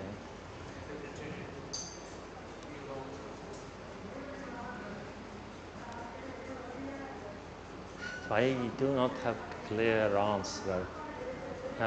So if you think about this, you need somehow to introduce these cells to the brain. So if you will inject them stem cells or whatever cells to specific area, then the problem is that they don't want to integrate the system very well. They are remaining there, but they don't. If you take these dopaminergic neurons, they will have a synapses with other neurons, something activates them, they are activating something. If you will put in some new cell, inject it, it remains passively there. Cells which are already residing there. Cells producing dopamine, you mean? Only glial cells, for example, microglial cells. So what you exactly mean to put microglial cells to brain? We can induce them in such a way. Okay. I don't know, usually the microglia is problem showing that there is inflation. Well, I don't have a good answer to your question, but usually these injections, they do not work. Injection of some kind of cells is not working. What they are trying to inject growth factors, BDNF, to the brain, and some other components, MANF and some other growth factors, with hope that these growth factors are inducing something good or activating the stem cells there or something. More questions? Okay. Then multiple sclerosis, sclerosis multiplex. This is now quite different disease. This is related to inflation. And if you remember this earlier slide where we had the prevalences and expected life or life expectancy, then it was written that sometimes it's normal life expectancy. And this is the disease where we have a lot of drugs, and these drugs are not just symptomatic, but they are really disease-modifying drugs. So what is different is that it's autoimmune disease. For some reason, immune system destroys the myelin sheath surrounding the nerve cells. And this damage is having a lot of very different symptoms. So if you are checking the list from fatigue to vision, speech, muscle weakness, pain, diarrhea, urinary incontinence, so on. And in the figure, you have even more problems listed. So it affects everything. All neurons that lose the myelin will have problems. At the beginning it's not visible, but if the damage is strong enough, then the lesions can be seen on MRI. And this is now disease where the prevalence is quite different in different countries.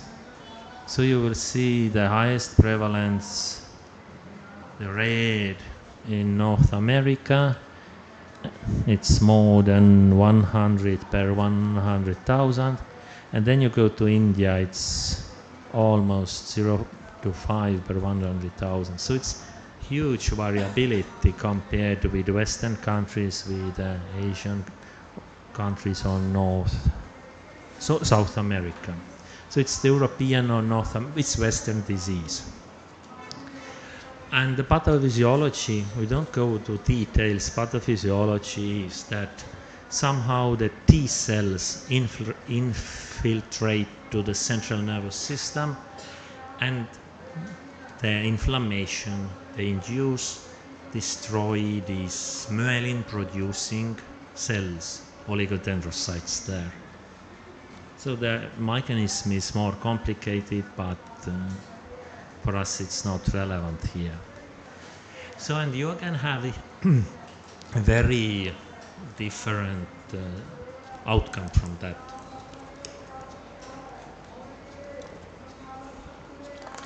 The disease progression is absolutely variable and different. So you have a relapses, you have progression, you have remission. So relapses means that everything is okay. Here it's disease progression. And then you have a sudden worsening, relapse. And then everything becomes better, you have remission, it goes back to normal. And so if it is going like that, it's relapsing, remitting form. Or it could be progressive. So it's just going worse and worse. And then you have a mixes. It's secondary progressive, progressive relapses, and so on. A lot of different types. If you take the drugs, then the first drug that came 1993 was interferon 1 beta, and then after that others started to come. So interferon 1 beta. So they both 1 beta and 1 alpha, what they are doing, they are relatively unspecifically blocking the inflammation. So again, not going to details, but there are all these mechanisms here. This means that T cells become less activated. T cells are going not so efficiently to the brain. Then the antigen presentation in brain decreases. Production of anti-inflammatory cytokines increases and pro-inflammatory decreases. Beta cell proliferation decreases, and everything this means that inflammation goes in the brain, goes down, and oligodendrocytes have a less damage. So it's working okay, not perfect. So you see here the placebo, disease is progressing, and then this Avonex, which is beta-1 interferon, 1/3, progression goes down 1/3. If you take another study, then you see that it's quite different, but it's 1/3 reduction of mortality. Okay, but nothing very much special. It's a basic. Then we have a lot of different other drugs. It's glatiramer acetate, which is random polymer of 4 amino acids found in myelin. How it works exactly is not clear. Maybe since it's close, similar to myelin, maybe it somehow attracts acts as a decoy, and these cells will be less aggressive against the real myelin. Nobody knows exactly, maybe again it's not relevant. There is some kind of improvement. So I don't know what the relapse rate, 1/3 going down. Then there are a lot of antibodies coming in. When previously Alzheimer, Parkinson, we had very rarely in Alzheimer people used antibodies, then here antibody is much used. So it's different antibodies. Just quickly going through what they are doing. This alemtuzumab is directed against the protein, glycoprotein CD52, that is on the surface of T and B lymphocytes. What this means, it will attach to the anti lymphocytes and it will kill these lymphocytes. So different ways, but at the end you have less lymphocytes to induce inflammation. And then CD20 antibodies, they bind to CD20 protein, which is on the surface of B cells. B cells will die away. Or there is CD25, which is part of interleukin-2 receptor. So with that you will block the T cells. So the idea of these antibodies, these specific antibodies, is just to suppress or kill the B cells or T cells to have less inflammation. But then there is also the fourth antibody, which is more interesting, natalizumab. So it is against the adhesion molecule alpha-4 integrin. So this is different slightly because this specific integrin is required for leukocytes to move from blood to tissues. And if you have less of active integrin, then it's not anymore happening. And when you check when it's used, then you see the differences. So it's used for active relapsing remitting, multiple sclerosing, relapsing form, relapsing multiple. So they have all slight differences for against what type of MS they could be used. Okay. Then in addition to these antibodies, there is fingolimod and siponimod. So they are against very aggressive and active relapsing MS. So what they do is that they will cause internalization of sphingos in one phosphate receptor, and the lymphocytes can't anymore go out from the lymph nodes. If they can go out, you have less lymphocytes in blood everywhere, less inflammation. And then you have strong drugs, which is dimethyl fumarate. It's antioxidant. It's activating GIAP1 NRF2 pathway. And if you activate this pathway, then you will get a strong anti-inflammatory response as well. And then it's two compounds, teriflunomide and cladribine, which blocked pyrimidine synthesis, or adenosine analog, which blocks also DNA synthesis. So these are, in principle, you block the DNA synthesis to avoid the T cell proliferation. So they are very strong, and they will affect not just T cell proliferation, but everything will be less proliferating. So to summarize, we have gold standard interferon B, which is suppressing unspecifically respiration. We have this clatirame acetate, which is similar to myelin, and maybe because of that suppressing T cell activation. Then we have a monoclonal antibodies to kill T and P cells. And then we have inhibitors of lymphocyte traffic. So the lymphocytes will not go anymore somewhere to induce inflammation. Antibody sphingos in 1-phosphate receptor modulators. Then we have one antioxidant, which is very generic, and very generic DNA synthesis inhibitors to suppress inflammation. So, questions about MS? So it's not so relevant in India, but yes, please.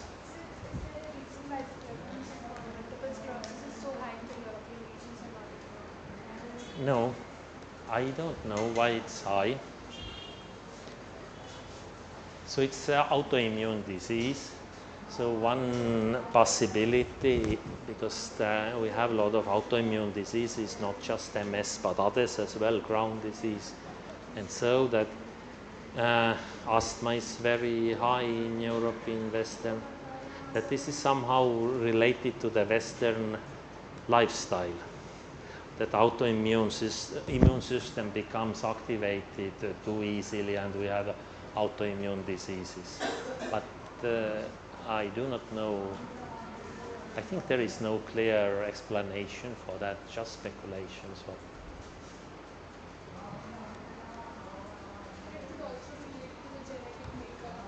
Yeah, it's also possible that immune system, there is genetic background which allows the immune system to be activated more easily. It's possible, of course. What do you think? Is it neurodegenerative disease? Because it really starts from the overactivation of immune system, and then the first cells which are killed are oligodendrocytes, and only after that, at the end, maybe neurons will die. Is it neurodegenerative? I mean, simple people and like me, we are considering it neurodegenerative, but I'm not sure whether this disease classification consider it to be close to other diseases. But I think generally it's neurodegenerative disease, but very, very different, and a lot of available drugs affecting this initial point, inflammation. Okay. Then still time for Huntington disease. Okay. We have. Yes. Sorry. We can wind up, I think, 5 o'clock. So what you prefer? Tomorrow at 9:30. Okay, it's also we can continue tomorrow if it's okay. Okay. At 9:30. Yes. So for tomorrow, please reach at 9:30 in the morning, 9:20 in the morning, because after attendance we immediately start at 9:30. And then I request everyone, do you have the laptops with you? Can you bring your laptops tomorrow? For one session after lunch, we may require you to have your laptops. Alright? So that's it for today. We have completed our Yes, it's off.